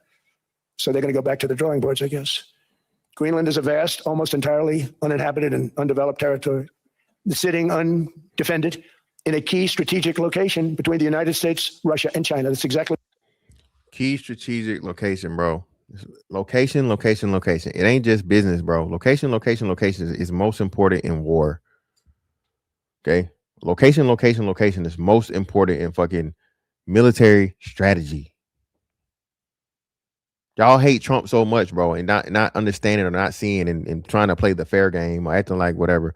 Again, man, if you really want to go to war, bro, if you want to see war on American soil, if you want to see missiles, bombs, whatnot, what have you want to see an attack, actual attack, bro, military attack from a foreign land on American soil, bro, just say that. Just say that, man. If you don't want to live in the safest fucking country on the fucking planet, bro, have not had one military action against fucking U.S. soil since Hiroshima and Nagasaki, right? Pearl Harbor. I'm sorry, this is Pearl Harbor. I'm sorry. Hiroshima and Nagasaki would have been Japan, but since Pearl Harbor, bro. Hey, man, just say that. Just say that. Not only is he flexing Cafe Es Bueno, he's giving a history lesson, bro, and letting people know. where it is, right smack in the middle. Wasn't important nearly when we gave it back. You know, when we gave it back, it wasn't the same as it is now. It's not important for any other reason. You know, everyone talks about the minerals. There's so many places. There's no rare earth. No such thing as rare earth. There's rare processing, but there's so much rare earth. And just to get to this rare earth, you got to go through hundreds of feet of ice. That's not the reason we need it. We need it for strategic national security and international security. This enormous unsecured island is actually part of North America, on the northern frontier of the Western Hemisphere. That's our territory. It is therefore a core national security interest of the United States of America. And in fact, it's been our policy for hundreds of years to prevent outside threats from entering our hemisphere. And we've done it very successfully. We've never been stronger than we are now. Again, man, hey, listen, bro. This ain't just about the, the oil or whatever that could be under the ice, bro. This is strategy. This is strategic positioning for protection. Not just America. Okay? Not just America, but the Western Hemisphere. Shout out to my man Freeman's Journal for the 2. Appreciate you, brother. Like this is Chappelle skit. You ain't got no army. Yeah, man. You can't whoop us, man. What are you talking about? You can't whoop us. We ain't worry about that shit. That's why American presidents have sought to purchase Greenland for nearly 2 centuries. For 2 centuries, they've been trying to do it. They should have kept it after World War II, but they had a different president. That's all right. People think differently. Much more necessary now than it was at that time, however. In 2019, Denmark said that they would spend over $200 million to strengthen Greenland's defenses. But as you know, they spent less than 1% of that amount. 1%. There's no sign of Denmark there. And I say that with great respect for Denmark, whose people I love, whose leaders are very good. It's the United States alone that can protect this giant mass of land, this giant piece of ice, develop it and improve it and make it so that it's good for Europe and safe for Europe and good for us. And that's another thing too with this, bro. Please understand, like this developing shit, once it starts happening and whatnot, what have you, that brings a lot of other things into the picture too. Right. Reason I'm seeking immediate negotiations to once again discuss the acquisition of Greenland by the United States, just as we have acquired many other territories throughout our history, as many of the European nations have. They've acquired. There's nothing wrong with it. Jamaica is a British colony. I'm pretty sure. I think Turks and Caicos is also a British colony. A lot of the Caribbean countries, bro, are owned by fucking UK. Many of them, some went in reverse, actually. If you look, some had great vast wealth, great vast lands all over the world. They went in reverse. They're stuck back where they started. That happens too. But some grow. But this would not be a threat to NATO. This would greatly enhance the security of the entire alliance, the NATO alliance. The United States is treated very unfairly by NATO. I want to tell you that. When you think about it, nobody can dispute it. We give so much and we get so little in return. And I've been a critic of NATO for many years. And yet I've done more to help NATO than any other president by far, than any other person. You wouldn't have NATO if I didn't get involved in my first term. The war with Ukraine is an example. We are thousands of miles away, separated by a giant ocean. It's a war that should have never started, and it wouldn't have started if the 2020 U.S. presidential election weren't rigged. It was a rigged election. Everybody now knows that. They found out. Listen, man, shout out to Trump, bro. Trump gonna throw all the shit in there, bro. He gonna find a way to sneak everything in there, dog. Okay? Again, the art of the deal is y'all keep putting it in the chat. The gift of gab. Again, man, selling. Okay? People will soon be prosecuted for what they did. It's probably breaking news, but it should be. It was a rigged election. Uh-oh. People gonna be prosecuted for fucking what's name. We're gonna find out. We're gonna see. We got 3 years left, man. I think a lot of shit, bro. Because Trump really don't give a fuck. And he like, hey, I ain't got nothing to lose. So I can just fucking expose everything I want to expose. I think we in for quite a surprise, man, over these next 3 years. You can't have rigged elections. You need strong borders, strong elections, and ideally a good press. Oh, whoa. That's not accurate, fantastic. Most Caribbean countries are interdependent. They were once British colony, but not anymore. I thought so. Jamaica's not a part of that no more. You sure they're independent? I'm asking. If I'm wrong, brother, I appreciate you for the edification, brother. I thought Jamaica was still a part of it, and a lot of it I thought they were. But hey, if I stand corrected, brother, appreciate you. I always say it: strong borders, strong elections, free, fair elections, and a fair media. The media is terrible. It's very crooked. It's very biased, terrible. But someday it'll straighten out because it's losing all credibility. Think of it. When I went in a landslide, a giant landslide, won all 7 swing states, won the popular vote, won everything, and they only get negative press. That means that it has no credibility. And if they're going to get credibility, they're going to have to be fair. So you need a fair press. But you also need those other elements. And I inherited a terrible, terrible situation. If you look, the border was open. The inflation was raging. Everything was bad with the United States when I came into office. But I also inherited a mess with Ukraine and Russia, something that would have never happened. And I know Putin very well. He and I would discuss Ukraine. It was the apple of his eye, but he wasn't going to do anything. I said, Vladimir, you're not doing it. He would never have done it. It was terrible what happened. I could see it happening too. After I left, I could see it happening. Biden had given Ukraine and NATO $350 billion, a staggering sum, $350 billion. Play that part where he got so confused he started to call Greenland Iceland. Oh, I ain't got to that part yet. I came in and just What like up, the Rush? southern border, just like inflation, just like our economy, I said, wow. So now it's a weird thing. So Jamaica is independent, but they still pledge to the fucking British colonial thing, to the king or something. I don't know. So it says in 1962, Jamaica achieved full independence from the United Kingdom. It is a Commonwealth realm, meaning the British monarch is head of state, similar to Canada or Australia. But this is constitutional, not governing. Okay, so in the Constitution it is. So I guess it's like, some figurehead type shit like on his face, but not in reality. So I guess it's just symbolic. This place is in trouble, meaning our country. All of these things were out of control.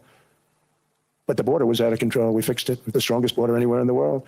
And I've now been working on this war for 1 year, during which time I settled 8 other wars. India, Pakistan. I settled other wars that were Vladimir Putin called me, Armenia, Azerbaijan.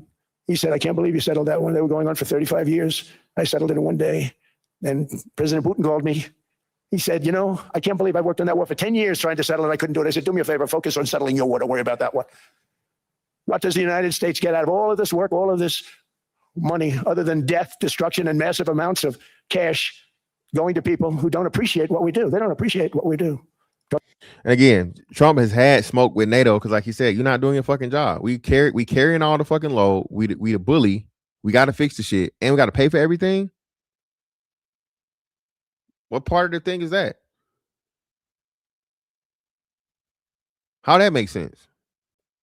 We got to do all the work. We got to fund everything. We got to figure everything out. If some shit go wrong with you, we got to jump in to protect you. You can't protect us. Talking about NATO, I'm talking about Europe. They have to work on Ukraine. We don't. The United States is very far away. We have a big, beautiful ocean separating us. We have nothing to do with it. Until I came out of Trump, man. Listen, Ukraine shit, bro. We should have never got involved with that shit. But again, I told y'all that was one of the biggest and purposeful fucking point shaving shits to ever be done in American history, bro. Biden did that shit. And again, and I'm pretty sure Trump's alluding to it. They go bring back the whole Burisma shit and so on and so forth, bro. Biden was in bed and in cahoots with the whole Ukraine shit way before he became president. Way back when he was fucking vice president. Right? That's why once fucking they got Zelensky in there, who they wanted to be the fucking what's name, and then Biden got elected, he immediately started fucking throwing them money and throwing them weapons and all this other shit. It was a twofold thing. Deplete the motherfucking American fucking economy, and also deplete the fucking military reserve fucking stores, bro. Ammunition stores. along, NATO was only supposed to pay 2% of GDP. But they weren't paying. Most of the countries weren't paying anything. The United States was paying for virtually 100% of NATO. And I got that stopped. I said, that's not fair. But then more importantly, I got NATO to pay 5%, and now they were paying, and now they are paying. So something nobody said was possible. They said, we will never go up higher than 2%. But they went to 5%, and now they're paying the 5. They didn't pay the 2, and now they're paying the 5. And they're stronger for it, and they have an excellent, by the way, Secretary General, who's possibly in the room. Mark, are you here? Yes, he's here. Hello, Mark. We never asked for anything, and we never got anything. We probably won't get anything unless I decide to use excessive strength and force, where we would be, frankly, unstoppable. But I won't do that. Listen, man, this shit gangster, bro. This is people hate Trump because Trump is a representation of fucking like the American personality, bro. Bigger, badder, stronger, faster, better. That's the American way, bro. I don't know why we act like that's literally like the nigga's the most American. The nigga-lander syndrome, bro, is like as American as it gets. I'm bigger than you, nigga. I'm stronger than you. I'm better. I'm flyer. I'm smarter. I look better. I'm, everything, like the fucking the battle rap roast shit. My bitch better than yours. You feel me? Bro, that's the American fucking way. I don't know why all of a sudden everybody feel like it's an issue, and that's how everybody operates anyway. Okay, now everyone's saying, oh, good. That's probably the biggest statement I made because people thought I would use force. I don't have to use force. I don't want to use force. I won't use force. All the United States is asking for is a place called Greenland, where we already had it as a trustee, but respectfully returned it back to Denmark not long ago after we defeated the Germans, the Japanese, the Italians, and others in World War II. We gave it back to them. We were a powerful force then, but we are a much more powerful force now. After I rebuilt the military in my first term and continue to do so today, we have a budget of $1.5 trillion. We're bringing back battleships. The battleship is 100 times more powerful than the great battleships you saw in World War II, those great, big, gorgeous ships, the Missouri, the Iowa, the Alabama. Because I thought maybe we could take them out of mothballs. They said, no, sir. That's another big thing too. China is beating us in ship production right now. And China is building super duper carriers or some shit, some wild, crazy shit, right? But that's another big point in the people don't understand the steel mills and the production of steel. If you're going to fucking have the military, bro, all right? And again, people don't understand this shit. The Navy is the most important motherfucking part of motherfucking military, dog. Okay? The Navy. If you know, you know. These ships are 100, think of that, 100 times more powerful than those big, magnificent pieces of art that you saw so many times ago that you still see on television. You say, wow, what a... You just learned that? You thought the other companies, you thought the other countries were paying for it? You crazy. I just learned we pay for our own military bases. Yes, yes, of course we do. So now European countries are paying their share. They supposed to. We good, right? No more wilding out. Well, yeah, that's what he's saying. You still got to get more, man. Like you say, it's Trump, man. How is that? Don't fucking play with me, bro. Nick Young wasn't even playing for the Lakers. You know what today is, fatty. Don't play with me. Force 100 times, each ship 100 times more powerful than the big battleships of the past. So that was the end of the mothball story. So what we have gotten out of NATO is nothing except China does not have the logistics. They can build fishing boats. Well, no. No. Freeman, I'm not saying that it's formidable. I'm not saying that. I'm just saying that that's one of the things they keep touting. And they were pointing out too that fucking steel, that steel is trash. Chinese steel, that's another point too. Chinese steel trash, bro. I don't know what it is. They're either their production of it or the order they're using or whatnot, what have you. But yeah, that was another. I forget what the industry was where they was talking about the lack of quality of Chinese steel versus American steel. I forget what industry it was, but yeah, T.O., you know what it is, man. 81 day, man. 81. All right. to protect Europe from the Soviet Union and now Russia. I mean, we've helped them for so many years. We've never gotten anything. Except we pay for NATO. And we paid for many years until I came along. We paid for, in my opinion, 100% of NATO because they weren't paying their bills. And all we're asking for is to get Greenland, including right title and ownership, because you need the ownership to defend it. You can't defend it on a lease. Number one, legally, it's not defensible that way, totally. And number two, psychologically, who the hell wants to defend a license agreement or a lease, which is a large piece of ice in the middle of the ocean where if there is a war, much of the action will take place on that piece of ice. Think of it. And I think they say it might be 100,000 people on. Let me Google that. I think it might be 100,000 people or on Greenland. How many people live in Greenland? Bro, oh my God. 57,000 people live in Greenland. Come on, dog. 57,000. Come on, man. And again, it's that way because this is a lot of that shit is frozen tundra, bro. For real. Like frozen as fuck. Those missiles would be flying right over the center of that piece of ice.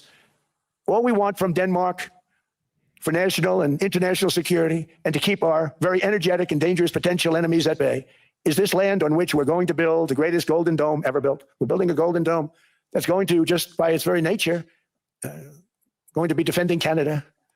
Canada gets a lot of freebies from us, by the way. They should be grateful also, but they're not. I watched your prime minister yesterday. He wasn't so grateful.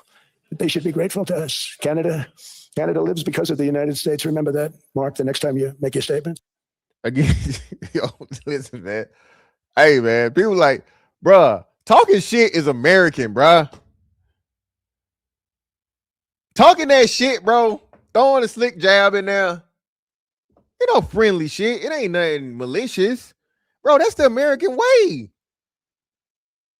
Jonesing, cracking, roasting, whatever you want to say, bro. That's how we get down, bro. Why everybody got a problem with a little joke?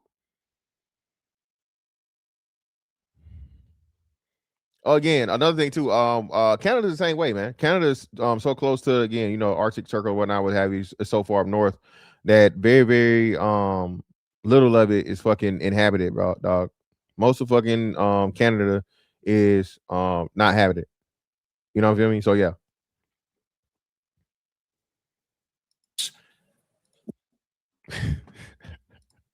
Shout out to fucking Fatty, man. Shout out to Fatty, man. T Fatty.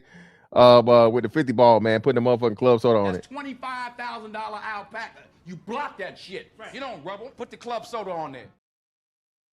Teal said, send you this so you can buy a Kobe jersey, man. Leave Nick Young alone, man. Stop it, man. You know better than that. It's only one jersey we wear around here. And Fatty, all right, did you get the fucking jersey today, Fatty?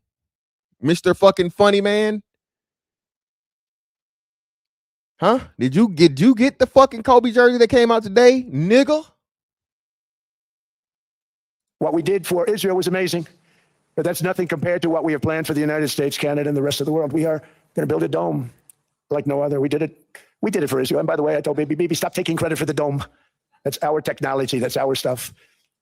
Now, this is important, right? Yo, chill out. Chill out, man. Shout out to Doug Willing to build. Folks help make it, motherfucking building, man. Ain't nothing but some money. More people live in Fort Hill than Greenland. Hey, East Side for sure. Definitely more people live on the East Side of Macon than live in goddamn. A lot of courage live in Greenland, bro. 57,000 is crazy. Good fighters, and they did a good job, and we wiped out the Iran nuclear threat like nobody can believe. Nobody's ever seen anything like it. That, Venezuela, taking down Soleimani, wiping out al-Baghdadi when he tried to reinstitute ISIS. We did a lot. I did a lot of big things, all perfectly executed. Everyone was perfectly executed. Somebody told me. And again, man, this is Trump running down his track record in a year's time. It's all in a year, people. In a year. He putting a little 20 on 10 here and there. He Trump. He got to sell it to you. He got to make it sound good. Some of the shit better. Those numbers, I wouldn't trust a lot of those numbers. Whatever numbers he gave you, I would say he inflated them by anywhere from at least at bare minimum 25%, if not 50% for Trump. So I would say whatever he fucking said it is, you know what I'm saying? Cut the shit in half. Right? Whatever he said. Feel me? Well, that wouldn't be fucking 50%, but you know, that would be 100%. But cut it by a quarter, right? Whatever he said. For you niggas, like, this nigga think he's smart. He said the wrong thing. He said the wrong math. All right. If you cut it in half, that would have mean it was 100% increase. So you cut it in a quarter, that means 50%. So you niggas don't try to catch me because everybody, you know, everybody love for me to be wrong. That a military expert told me, sir, everything you've done has been perfectly executed. I said, I know. So other presidents have spent, whether foolishly or not, trillions and trillions of dollars on NATO and gotten absolutely nothing in return. We've never asked for anything. It's always a one-way street. Now they want us to help them with Ukraine. And let me say, we're going to. I'm really helping, not even them. I want to see, last week, if you saw, it was 10,000 soldiers, but last month it was 31,000 soldiers died. 31,000. That's this room times, the number of people in this room times 30. Think of it. 30,000 soldiers died in 1 month. The month before it was 27,000. The month before that it was 28,000. The month before that it was 25,000. It's a bloodbath over there. And that's what I want to stop. It doesn't help the United States, but these are souls. These are young people. Look like you, look like some of you right in the front row. They go to war. Their parents are so proud. Oh, there he goes, comes back. 2 weeks later, they get a call. Your son's head's been blown off. Yeah, the inflation is definitely bullshit, bro. Inflation is somewhere upwards of fucking 8%, if not even greater, at the bare minimum. So whatever you're telling about, shout out to Jerry. Yeah, that's definitely cap. All the fucking Trump's inflation numbers are lies. That's off rip. That's for sure. That's the most bullshit number he's given. I want to stop it. It's a horrible war. It's the worst since World War II. they keep going, they'll exceed World War II. The numbers are staggering, how many people they've lost. They don't want to talk about it. Ukraine and Russia lost just tremendous amounts. And I'm dealing with President Putin, and he wants to make a deal, I believe. I'm dealing with President Zelensky, and I think he wants to make a deal. I'm meeting him today. He might be in the audience right now. But they got to get that war stopped because too many people are dying, needlessly dying. Too many souls are being lost. It's the only reason I'm interested in doing it. But in doing it, I'm helping Europe, I'm helping NATO, and I've, until the last few days when I told them about Iceland, they loved me. They called me daddy, right, the last time. Very smart man said, he's our daddy. He's running it. That's crazy. So I guess it's the part that Fatty's talking about where he was talking about, he said Iceland, but he meant Greenland. I was like running it. I went from running it to being a terrible human being. But now what I'm asking for is... Paul, bro, that's what they reporting, fam. No, sir. It's well above that, fam. Well above that. Whatever they report, you can definitely multiply times two, if not more. Inflation is somewhere up around fucking, it says 3%, I think, when I last checked. But it's actually the actuality of it, for real, anywhere between 6 and 8. Yeah, man, listen. Trump violates, bro. Habitual line stepper, Trump. Habitual line stepper, Trump. A piece of ice, cold and poorly located, that can play a vital role in world peace and world protection. It's a very small ask compared to what we have given them for many, many decades. But the problem with NATO is that we'll be there for them 100%. But I'm not sure that they'd be there for us. If we gave them the call, gentlemen, we are being attacked. We're under attack by such and such a nation. I know them all very well. I'm not sure that they'd be there. I know we'd be there for them. I don't know that they'd be there for us. So with all of the money we expend, with all of the blood, sweat, and tears, I don't know that they'd be there for us. They're not there for us on Iceland, that I can tell you. I mean, our stock market took the first dip yesterday because of Iceland. So Iceland's already cost us a lot of money. But that dip is peanuts compared to what it's gone up. They get it a lot faster. They're going to build additional plants. And all of the money that goes into stock buybacks is going to go into building. I mean, they were making $50 million, but it would take them 3 years to give you a Patriot missile. I said, that's not good. My chauffeur can do a better job than that. And he makes slightly less than 50. They make big salaries. If they're going to make those big salaries, they're going to have to produce a lot faster. The good news is we have the greatest equipment in the world. Now we're going to start making it a lot faster. They're going to build additional plants. And all of the money that goes into stock buybacks is going to go into building plants. We're not allowing stock buybacks by defense companies any longer. Shout out to Trump, man. Again, this, you know, the warmongers, as they say, in the fucking military industrial complex, making motherfucking Halliburton and Lockheed Martin and all these motherfuckers, bro, stop fucking letting the CEOs and the top brass get fat, bro, and actually, you know, put the shit back into it, especially if you're here for that.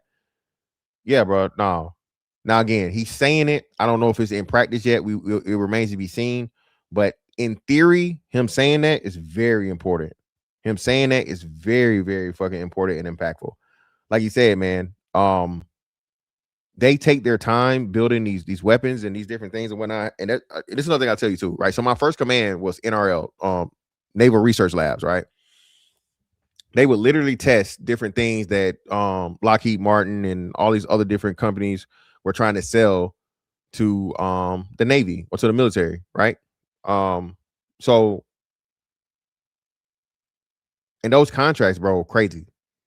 The money, you build a shit, right? And then they up the price by fucking, I don't know, let's say at least 5-fold, and then sell it to the fucking military, right? Y'all know how much a fucking F-35 costs? You know how much a F-22 costs?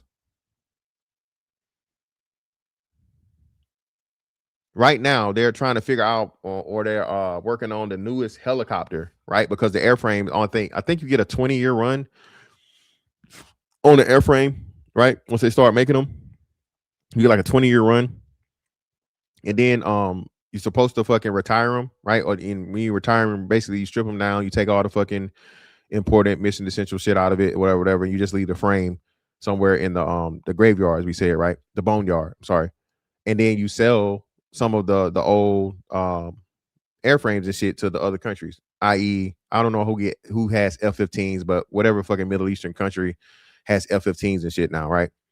So all those countries over there will always be behind us because you're basically using our old technology, right? And they don't have the way to build a F-35 or F-22.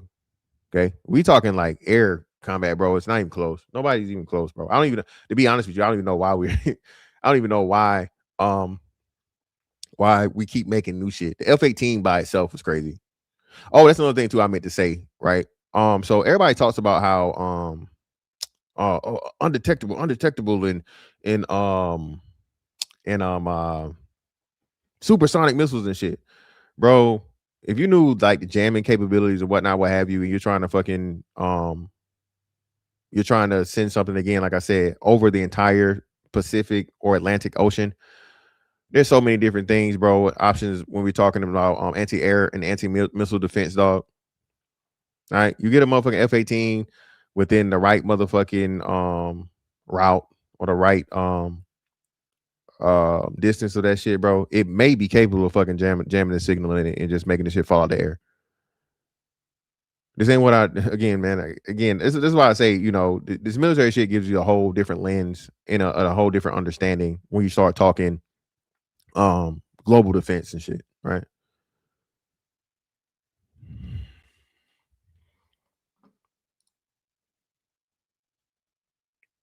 They said the Chinese made radar just stopped working. Oh, yeah, again, they didn't even know that they were out there. And hey, Freedman's, bro, they had fucking Chinooks, bro. They had fucking Chinooks and they had Chinooks, bro. They didn't even use fucking shit. A60s. They were using Chinooks. Ain't nothing fucking stealth about a fucking Chinook. To build new plants to make Tomahawks, Patriots. We have the best equipment. F-35s, F-47, the new one just coming out. They say it's the most. Again, man, that's listen. I don't even know why we need a F-47. We just spending money to spend money, for real. That's one thing we shit hooks. Yeah, shit hooks. The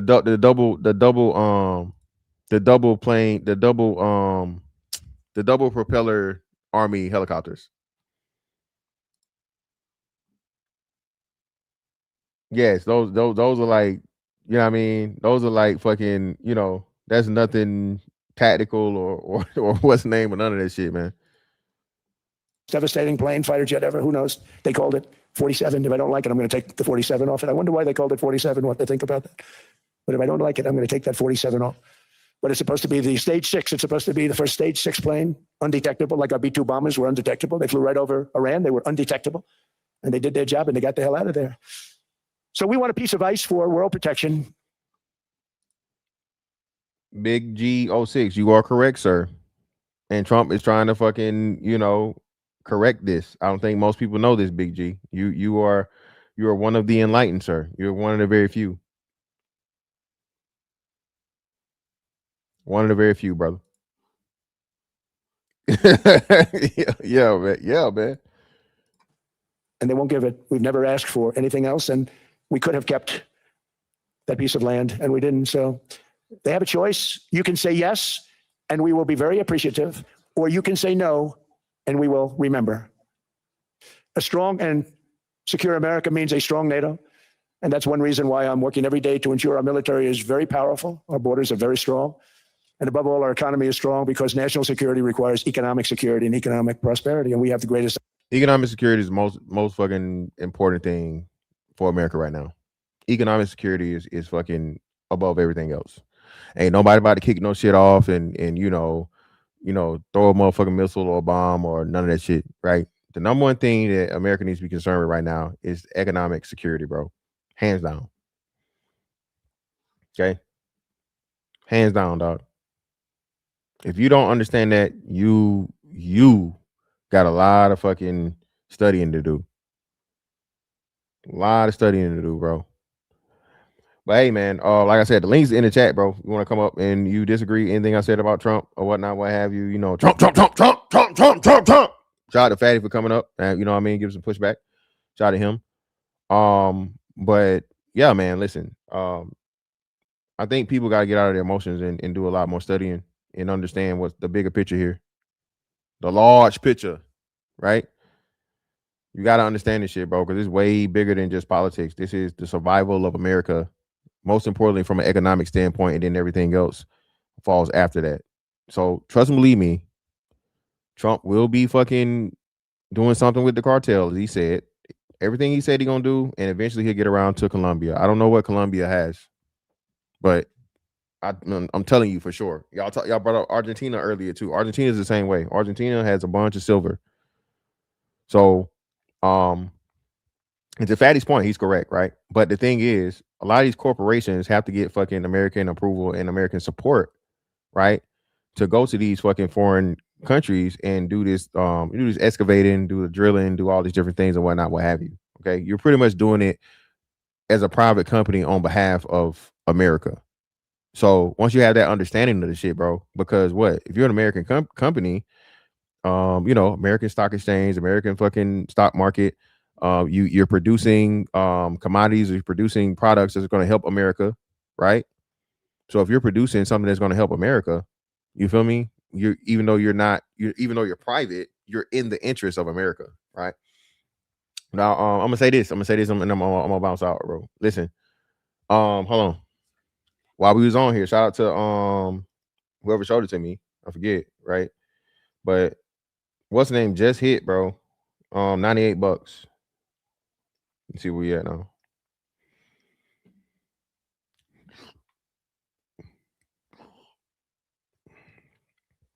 $98.78. It's possible by the morning that silver will hit $99, and before the 31st, more likely than not, touch 100.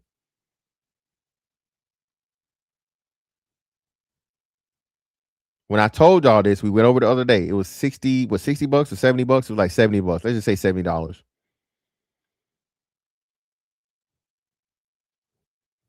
right. It's gonna keep going up. A lot of this shit too. The other part of this, I'm gonna say that for 10 for a Tuesday, to talk about cryptocurrency and the importance of fucking cryptocurrency, and pretty much them telling you the whole economic system is about to change, people. I keep telling y'all this. Okay, y'all know.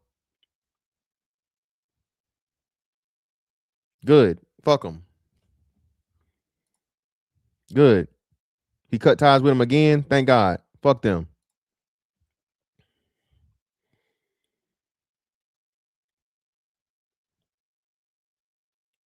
Don't just look into the thing. Look into who makes the thing, or look into who gets the thing.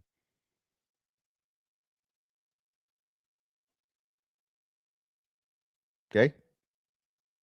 Don't just look into the thing. Look into who has to do something to make the thing exist, right? Or be usable. This year is going to be a huge year, bro. They're talking about already saying, I don't know when's the guy up? What's the guy's name? I keep forgetting it. The Fed chair. They're talking about him possibly stepping down within the month or a couple of months or something, and pretty much Trump guaranteeing to put his guy in there who he wants in there. So they're not going to do 0% interest rates, but they're talking about cutting interest rates back down to 1%, right? I think they're currently somewhere else. Hold up, let's see what the federal interest rate is. U.S. Fed interest rate. So the federal U.S. the effective rate right now is 3.64. Okay, so in January the effective interest rate is 3.64. All right. Another thing too. Listen, everybody keeps talking about how the 50-year mortgage is a bad thing, right? When I just thought about this, it's only a fucking bad thing if you take 50 years to pay your mortgage. If again, the 50-year mortgage is not necessarily for you to pay the 50-year mortgage, and I was like, I was going along with it too because I was listening to it because I'm like, yeah, 50-year mortgage on its face is a horrible idea. That's terrible. Like, that's a horrible fucking thing because the interest you're going to pay on this shit is just absolutely ridiculous, right? But if you're doing it for fucking payment purposes and you get a house that you can actually afford at a 30-year rate, that's actually fucking a hell of a deal. That's actually a hell of a deal. If you get a job, a house you can actually afford to pay on a 30-year rate, pay it at a 30-year rate. And this is not a financial advice, right? And you schedule it that way, right? Buy enough house to where you can get it on a fucking 50-year mortgage and pay it off in 30 years. And it's the same thing as having a 30-year rate. I know I'm not tripping.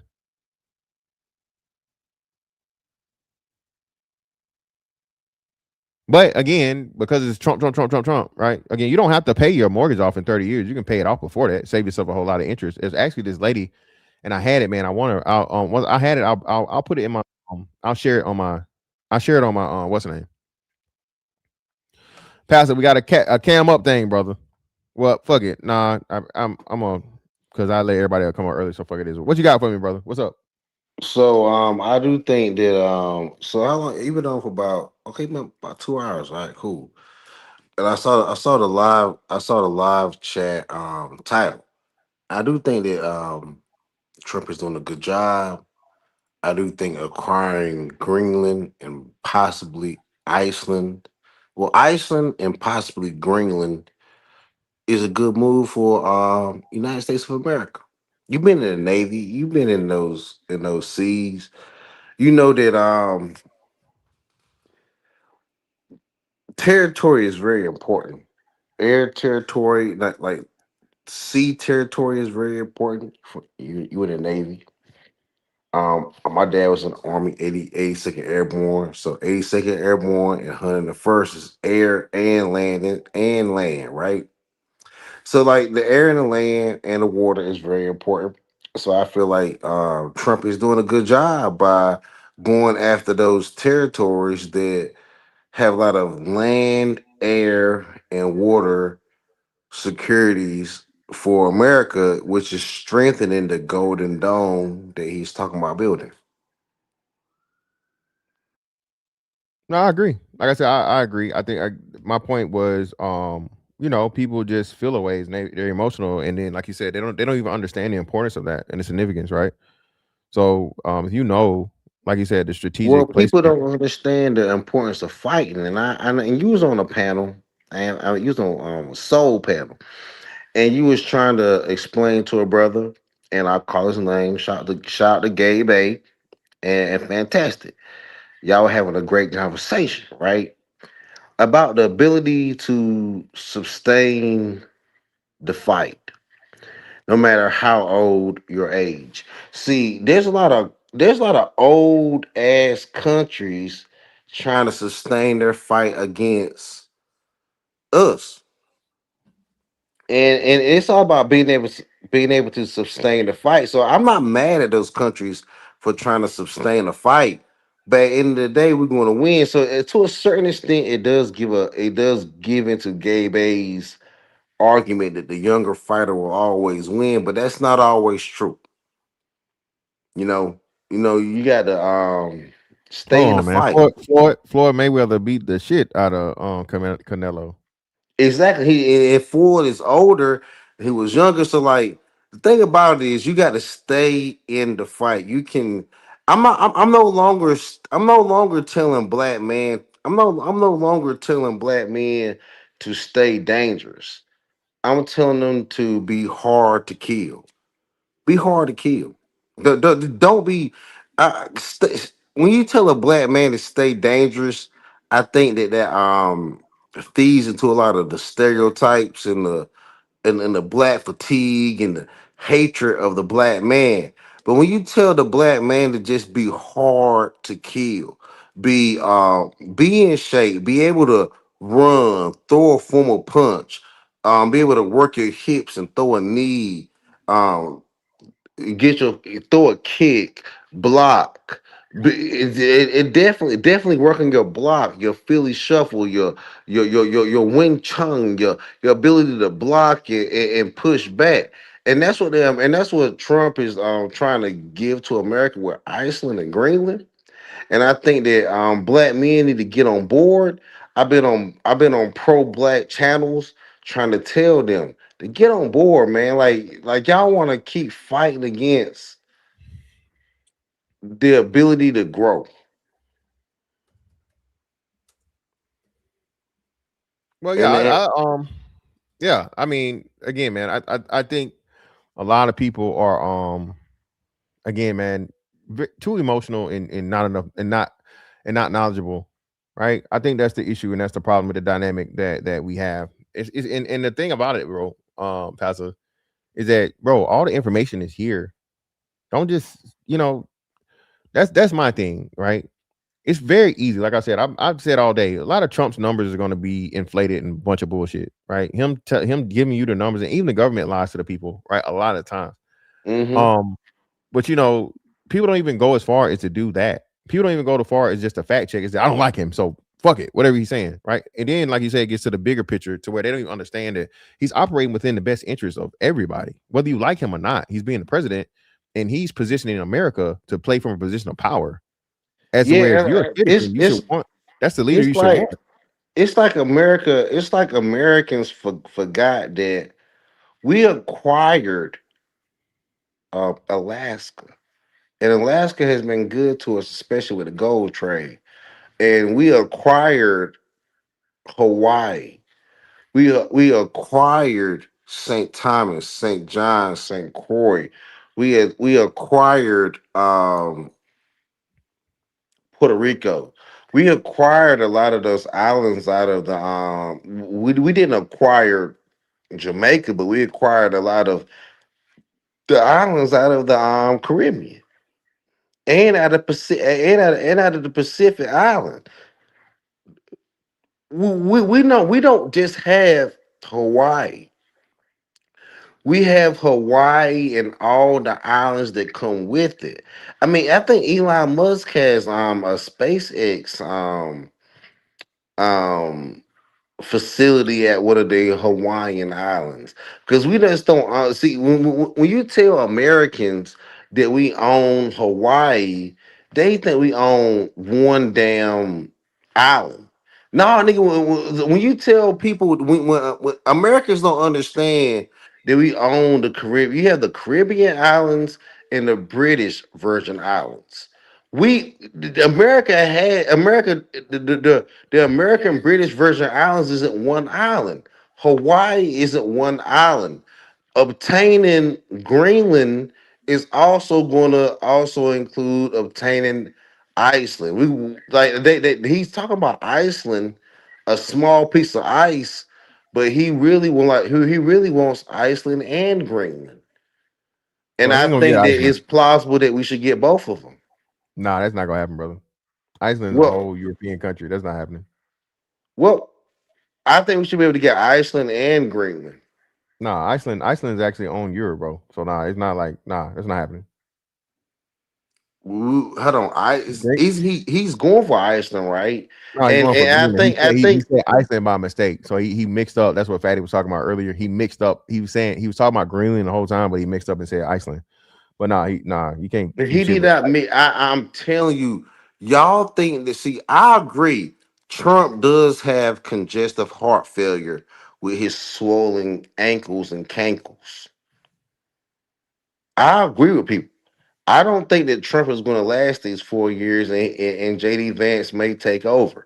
However, I do believe even with Trump's congestive heart failure and nephrology and bad kidney failure, and even with him trying to hide his evil Epstein ways, I still do believe that he did not make a mistake by saying Iceland. Iceland Iceland, so Greenland was called Greenland because it's a big piece of ice that a man that found it was able to find a small piece of green land and grow vegetables and grow in a community off of. However, Trump was not lying when he said he wanted Iceland. Iceland is actually it has a better temper, it has a better temperature and than a lot of places in Canada. So he wasn't lying when he said he wants Iceland and Greenland. That's the reason why that's the reason why I'm standing on what I'm saying. Fatty made a point by trying to catch Trump up, but Trump is saying he wants a 2-for-1 deal. He wants Iceland and Greenland. Yeah, man. Nah, he didn't say that, but But that's again, the move. That's the movie. I honestly believe that's the yeah, but movie that's Christian. just impossible though. He not gonna be able to do that. Iceland is inhabited, and Iceland has a actual like a actual fucking like government and shit, bro. That's not happening, dog. That's what I'm telling you. He was definitely mistaken. There's no way. Iceland is not as populated as you may think, and Greenland, supposedly Greenland, the big piece of ice, the ice cliff or the ice shelter is not as populated as you may think as well. Well, no, we looked at that one. I knew that one was sparse. I know Greenland is extremely sparse. Greenland has only like 57,000 people. It says Iceland is around 400,000 people. And what's 400,000 people? That's like maybe that may be Arlington, Texas. Maybe I think Arlington, Yeah, Texas. a city, any major, any B grade major, United States city. Yeah, Not B even tier. B grade. I say C grade. That shit's like that's not even Flint, Michigan. That's not even like Arlington, Well, Texas. yeah, this is the That's thing not though. even like I feel you. That's I not even feel you, bro. Armor. Yeah, I feel you, but I'm that's just not gonna flex. Again, they have a government and everything, so the people not going for that. They have people in position, and we can and they need to give up that position for the greaterment of their people. That's not happening, brother. It will. Okay, we can bet money on it if you want. Okay, we Well, got I here. well, see, and then another reason why I pulled up is they say that they have the hemp. See, I agree with you that the Black Manosphere should continue the Black Manosphere Boxing League, but I think that we should open it up to mixed martial arts. I don't think that we should just play on um That's too box. dangerous. That's too dangerous. No, it's, I'm with you. I will be. I think that would be, but the more things you add to it, bro. Again, for let me say this, man. Again, mhm, shout out to him. First and foremost, bro. Most niggas is not going. Most niggas gonna talk that shit. Most niggas not gonna walk it. Most niggas not gonna show up. So that's a big thing. That's a big part of it. Out of the okay. out of the two events that Hamp had, a lot of people pulled out for whatever reason, right? But it it's shit. What's the fucking law? I'm trying to think of it. It just escaped me. But when anything can go wrong, it does, right? Pretty much.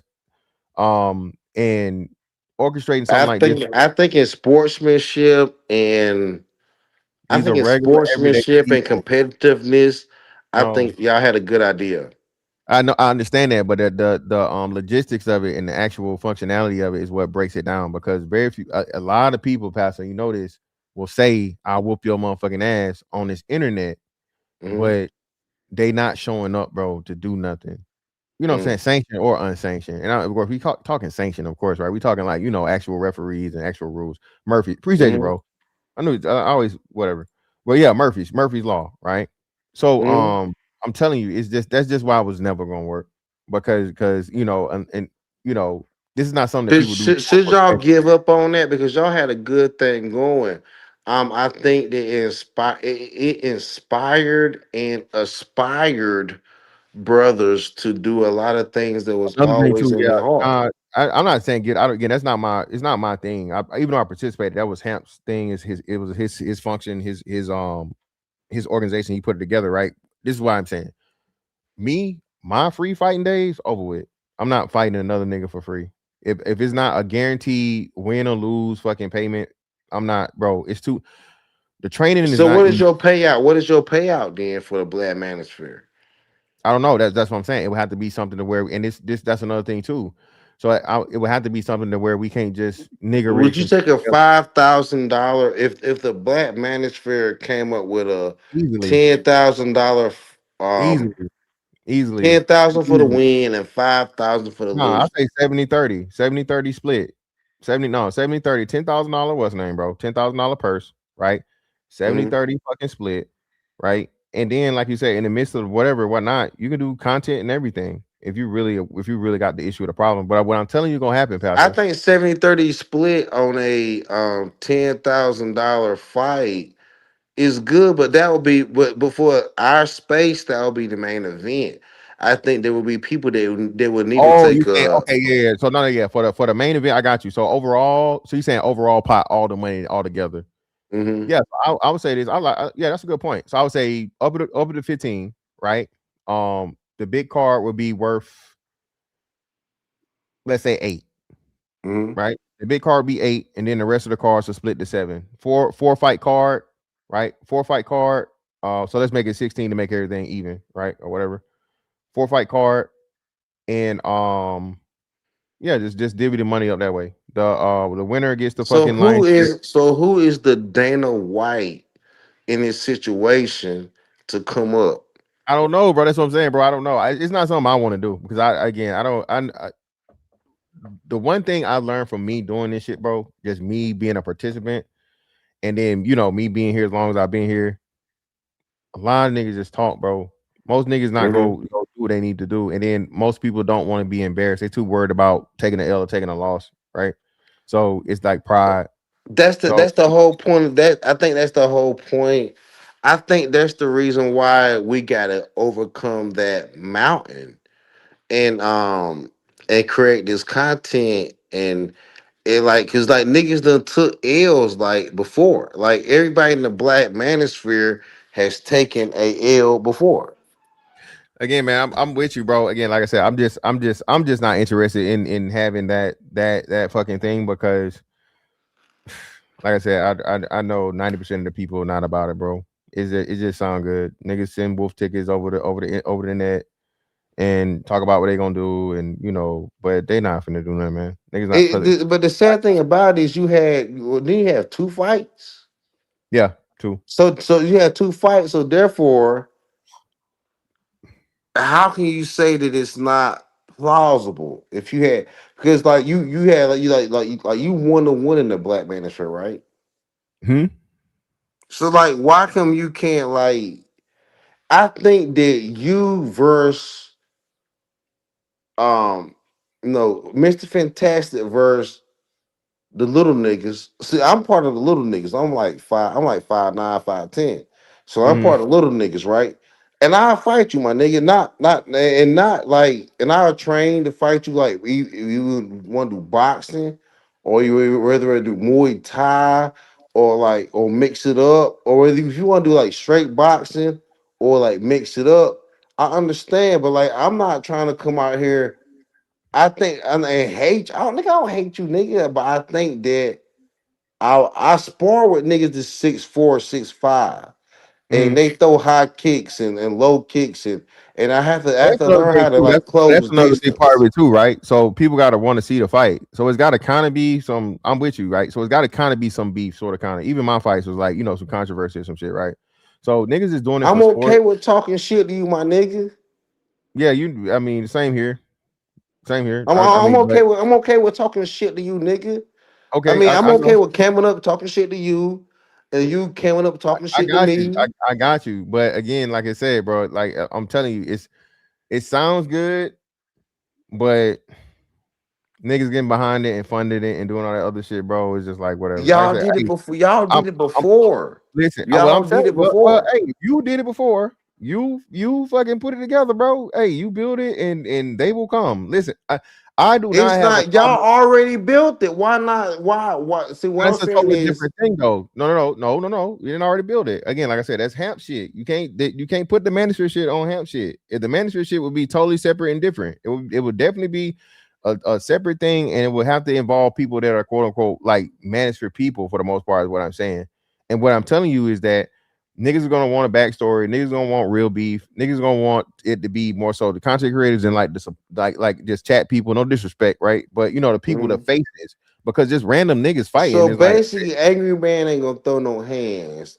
hey, Obsidian bro, ain't gonna don't throw put no me in that shit, bro. hands. Don't put me, don't put me in that Nigga, shit. no, Hey, no, nigga, fuck real that. shit though. Hey, I know why let's not? talk about it Because though. So we listen, then talked you gotta about think. throwing hands, Yeah, but dog. you gotta think about it, right? So this is what I'm saying. So then you got older people, bro. Like who want to like shit. I mean, I think everybody would love to see BGS in a fucking boxing match, but then you gotta have That motherfucking emblem. exactly, You gotta dog. have Like emblems from the side of the BGS. ring. Do you remember when Obsidian came up with a handicap karate?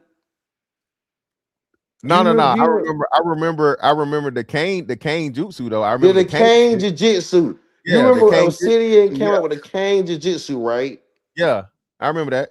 I was there Why, for it, bro. yo, I left. why I are left. we missing out, dog?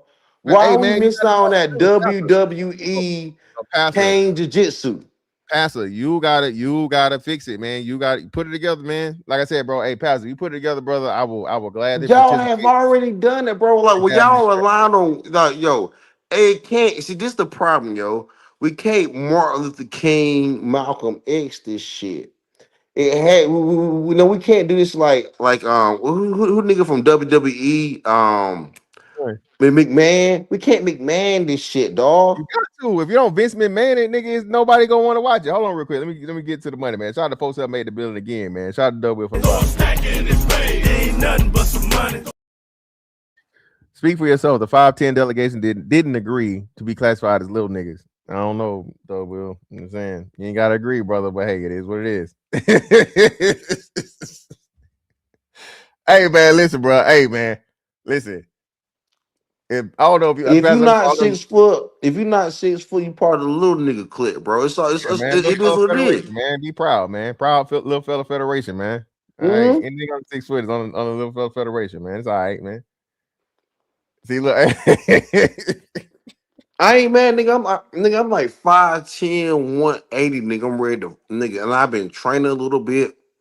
that's good, man. Like I said, hey, brother, you need that energy, brother. Because I'm telling you, like, you're gonna be far in between, brother. The you know the way you're talking, the way you're looking at things, and the way you seem enthusiastic about it, it's cool. But I'm telling you, that's like 10% of niggas, dog. Listen, Nah, and at the black end of the men day, I'm need not. to train. No, Let me black say this men need though. to train.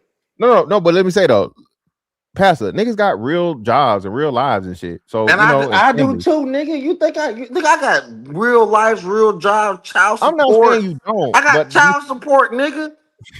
I'm not saying you don't got none of this shit, nigga. Nigga, I When got I'm all telling, kinds of problems, nigga. I got you. But what I'm saying is, most of the people, man, they not gonna put their life to the side, bro. To But it's with not, it's the putting your chances life of getting in embarrassed, games. the It's chances of putting getting your life embarrassed in. You have and to training. fight through child support. You have to fight through these bitches on your job trying to get you fired. You got to fight through corporate society. You got to fight through white supremacy. You got to fight through black supremacy and them niggas trying to take your black car. You got to fight through it, nigga. You got the nigga as a nigga, nigga. All my life, nigga. I ain't Oprah, nigga. But all my life, nigga, I've had to fight, nigga. All my life, nigga. Like when I the got black you. man So, ain't getting brother, nothing easy. now that you just hit us with the fucking the Oprah from The Color Purple, brother. Hey, I appreciate you coming on, brother. I think that's it right there, brother. You literally thank you. I ain't even have to. He left. I ain't have to kick him. I appreciate you, brother. Nigga had all my life I had to fight, brother. Come, god damn, Pastor. Listen, man. I don't know if it was alcohol or that smoke. You know what I'm saying? I think he came with the smoke. You know, double entendre. Shout out to him, man. Shout out to Pastor Dollar. But anyway, man, listen. At the end of the day, people, invest in yourself, invest in your wealth, invest in your health. Okay. This year is the year. All right. A year from now, I'm gonna be pocket watching. Remember, I done warned y'all. I'm Debo. Hey, I'm gonna Debo that motherfucking portfolio, nigga. What you got on them stocks, nigga? What you got on your crypto, nigga? What you got on your precious metals, nigga? Not to take them. I just want to see them. Pause. I just want to see it. I'm telling you, bro, shit is finna move extremely fast, y'all. It moving really fast. Do not miss this shit, dog. Do not miss. Of course, don't be fat as fuck either. Get your ass in the gym. I keep fucking licking my lips because I'm not on crack, but my ass is shit. I'm 40 hours into a fast right now, nigga. Mouth dry as a motherfucker. Logan, what up, brother? You back? What's up? Hey You man, there? I just want Yeah, to go let ahead. them know there's some good women out there now. There's Okay. some good black women out there. Okay. So I'm gonna give you some pushback now. It's hard to find them now. Some of them in Macon, some of them, out there in New York, some of them out there in, out there in Florida. I've been listening to your podcast now. Okay. There's some good black women now. I So never I'm a said it wasn't, challenge bro. you now. No, no, But no, no, no. No, hey, bro. I'm just letting you know. There's some good women out there now. There's some good women in the military now. Okay. Okay. I would I like ain't- for you to do a show on good black military women. Good I black bet military. you. I'll try and find one, man. I'll try and find one and do an interview with Oh, somebody. come on now. Stop playing now. What? I will, man. I'll reach. I'm saying I'll reach out and reach back or whatever. Talk to some, get somebody to pull up or whatnot, man. Talk about the military and shit. Listen, man, I've had a lot of good women in the military try to marry me now. I hear you, man. Yeah. They told me, they was like, hey, if I marry you, I could get good money. You got the height, you got the looks. Come on now, come on, Mr. Fantastic. Now I ain't playing now. Look at you, look at you. You think I'm playing? Okay, all right, boss man. Okay, all right. I just call back in. That's all. All right, man. I appreciate you, bro. Yeah, for sure. Hey, man, y'all listen, man. I gotta start. You niggas gotta start doing a motherfucking breathalyzer or something, or piss test before I let y'all up here, man. Everybody on my show, goddamn, under the influence. Jesus Christ, Jesus. But hey, man, like I said, don't be surprised, bro. Next January 2027. All right. When I say let me see it, I ain't talking no UGK. All right. I ain't talking UGK when I say let me see it, man. Make sure you guys are doing your own study, dog. Study and in proper investment, dog. I made a couple moves today. I'm gonna make some monthly. Again, remember, bro. Especially with crypto and shit. Again, this is not financial advice, not financial advice, not financial advice. That money you spending on Starbucks, nigga, add up. That money you spending on the fucking a honey bun, nigga. Do you know right now that XRP is cheaper than a fucking honey bun? Do you know right now XRP is cheaper than a giant fucking honey bun out the goddamn vending machine? XRP is cheaper than a 2-liter fucking Coke.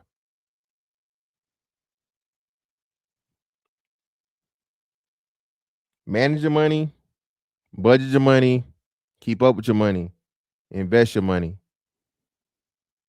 All right. Don't waste your money. This year's not the year, bro, to be balling out and shit.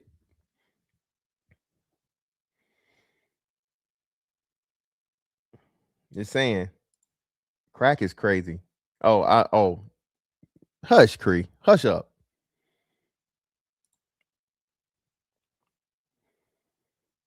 Hey, that's good, man.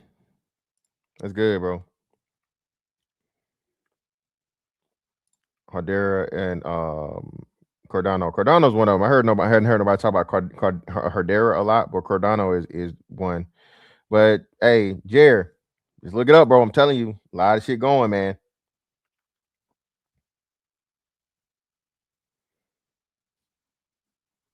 A lot of shit going on, dog. These precious metals and shit too, bro. That shit is finna, bro. Again, man, find you some good. I'll give you guys some names. But I think I'll do that on probably 10 for Tuesday. But bro, just these old school economists, man. Listen to them. Listen to these old school economists, and then go study the stuff they tell you. The stuff they talk about, tell you, because here recently, bro, like I said, just learning this shit, right? You only think a certain way, but you don't know what you don't know. You know what I'm saying? Till you hear somebody that knows it tell you. So yeah, man. Hey, man. All I know is this. I ain't gonna turn it into it. Fuck it. But yeah, man, just be smart, people. All right, be smart, man. Be smart. Wait a minute, hey. Well, damn, man, fuck it.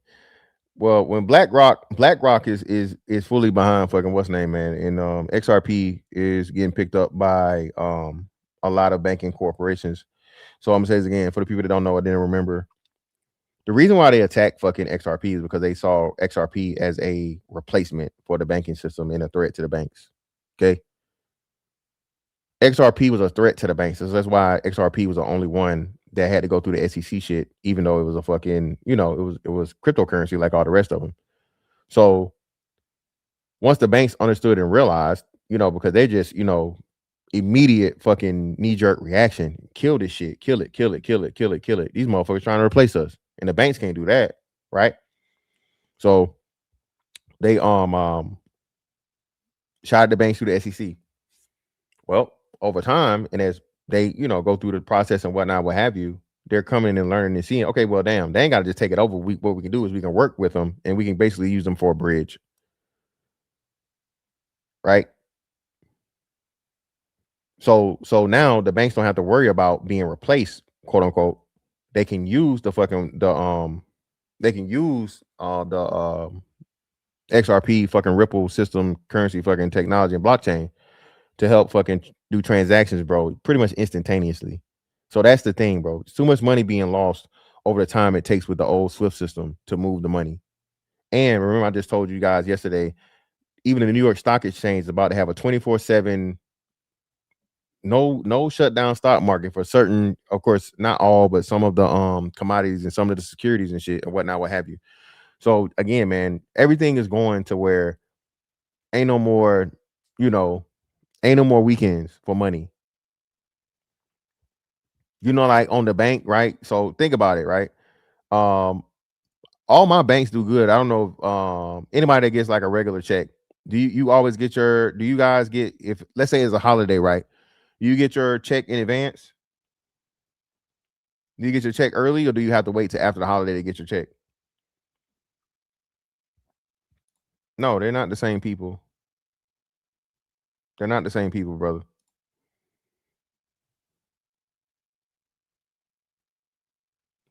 Yeah, land's too expensive. At least where I'm at. So anything real estate, okay, you get it early. Okay, yeah. So but still, like, say your transactions, right? So say you get it 2 days early, but like on, like we just had Martin Luther King Day, right? We just had Martin Luther King Day.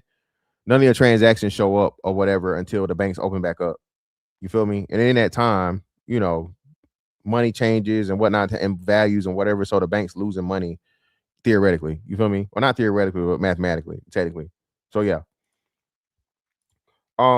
Yeah. So again, this is not financial advice, not financial advice, not financial advice. I would definitely be looking at what's going on with anything real estate related, bro. Again, Trump warned you and told you about this. When Trump said the 50-year mortgage shit, that was pretty much like a shout to like, hey man, the housing market is crazy.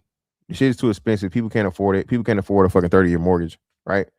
Or at least not get approved for one, right?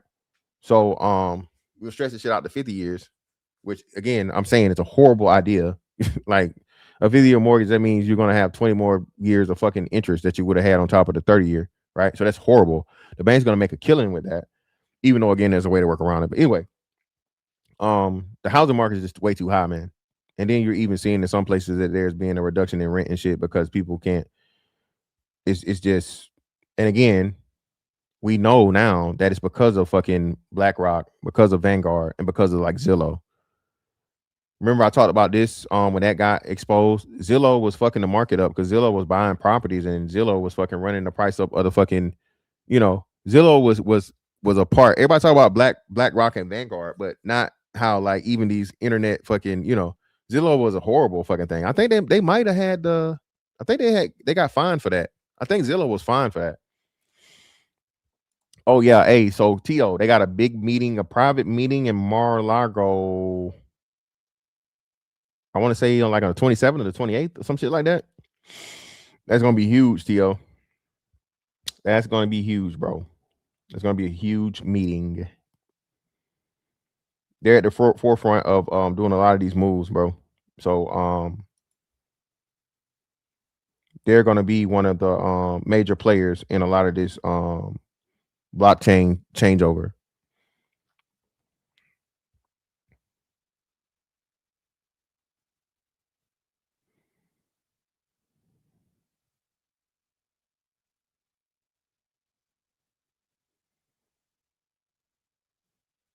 Oh, so you said after the holiday, right? So it depends on who you're working for, I guess, right?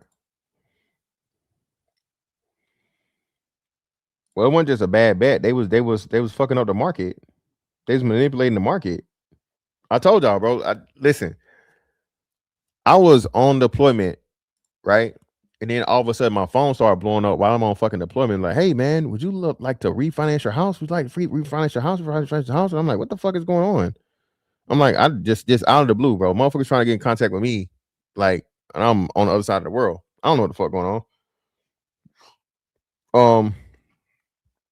And I get back and I finally look at it and I'm like, yo, what the fuck? What the hell going on? Damn house had increased, bro, by like fucking 50%.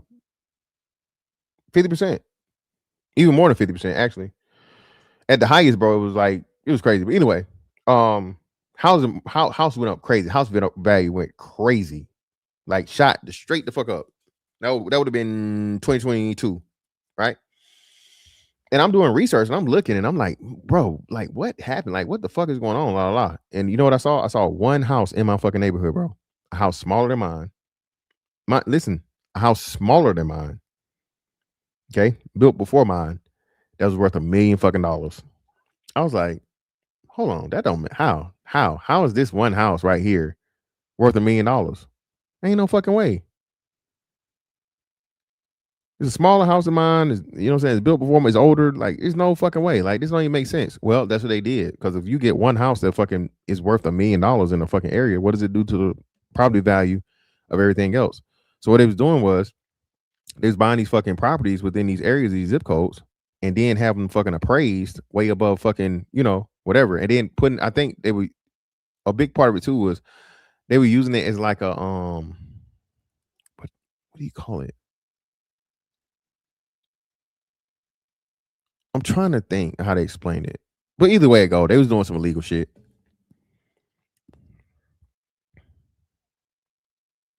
Yeah, you can't, bro. Like, yeah, all that, like, bro. Yeah, a house right now is too much of a, bro. It's just too, nah. Especially with we don't know what the hell the market's gonna do and whatever, and the money's funny right now.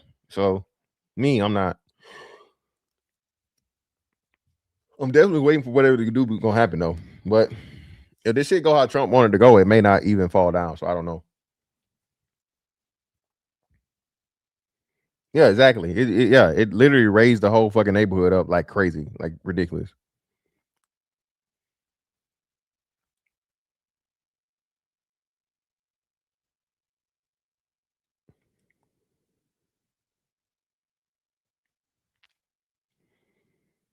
Appreciate you, bro. Appreciate you, JT. But it wasn't just that. They got, again, I'll try to find it and talk about it later. But anyway, man, hey, listen. Miss Fantastic 824 on all social media platforms, man. Greatly appreciate y'all pull up on me. Hey, man, cure your Trump derangement syndrome, dog. He ain't going nowhere. That's it on that one. I'll catch y'all on the next one. Holla. We out.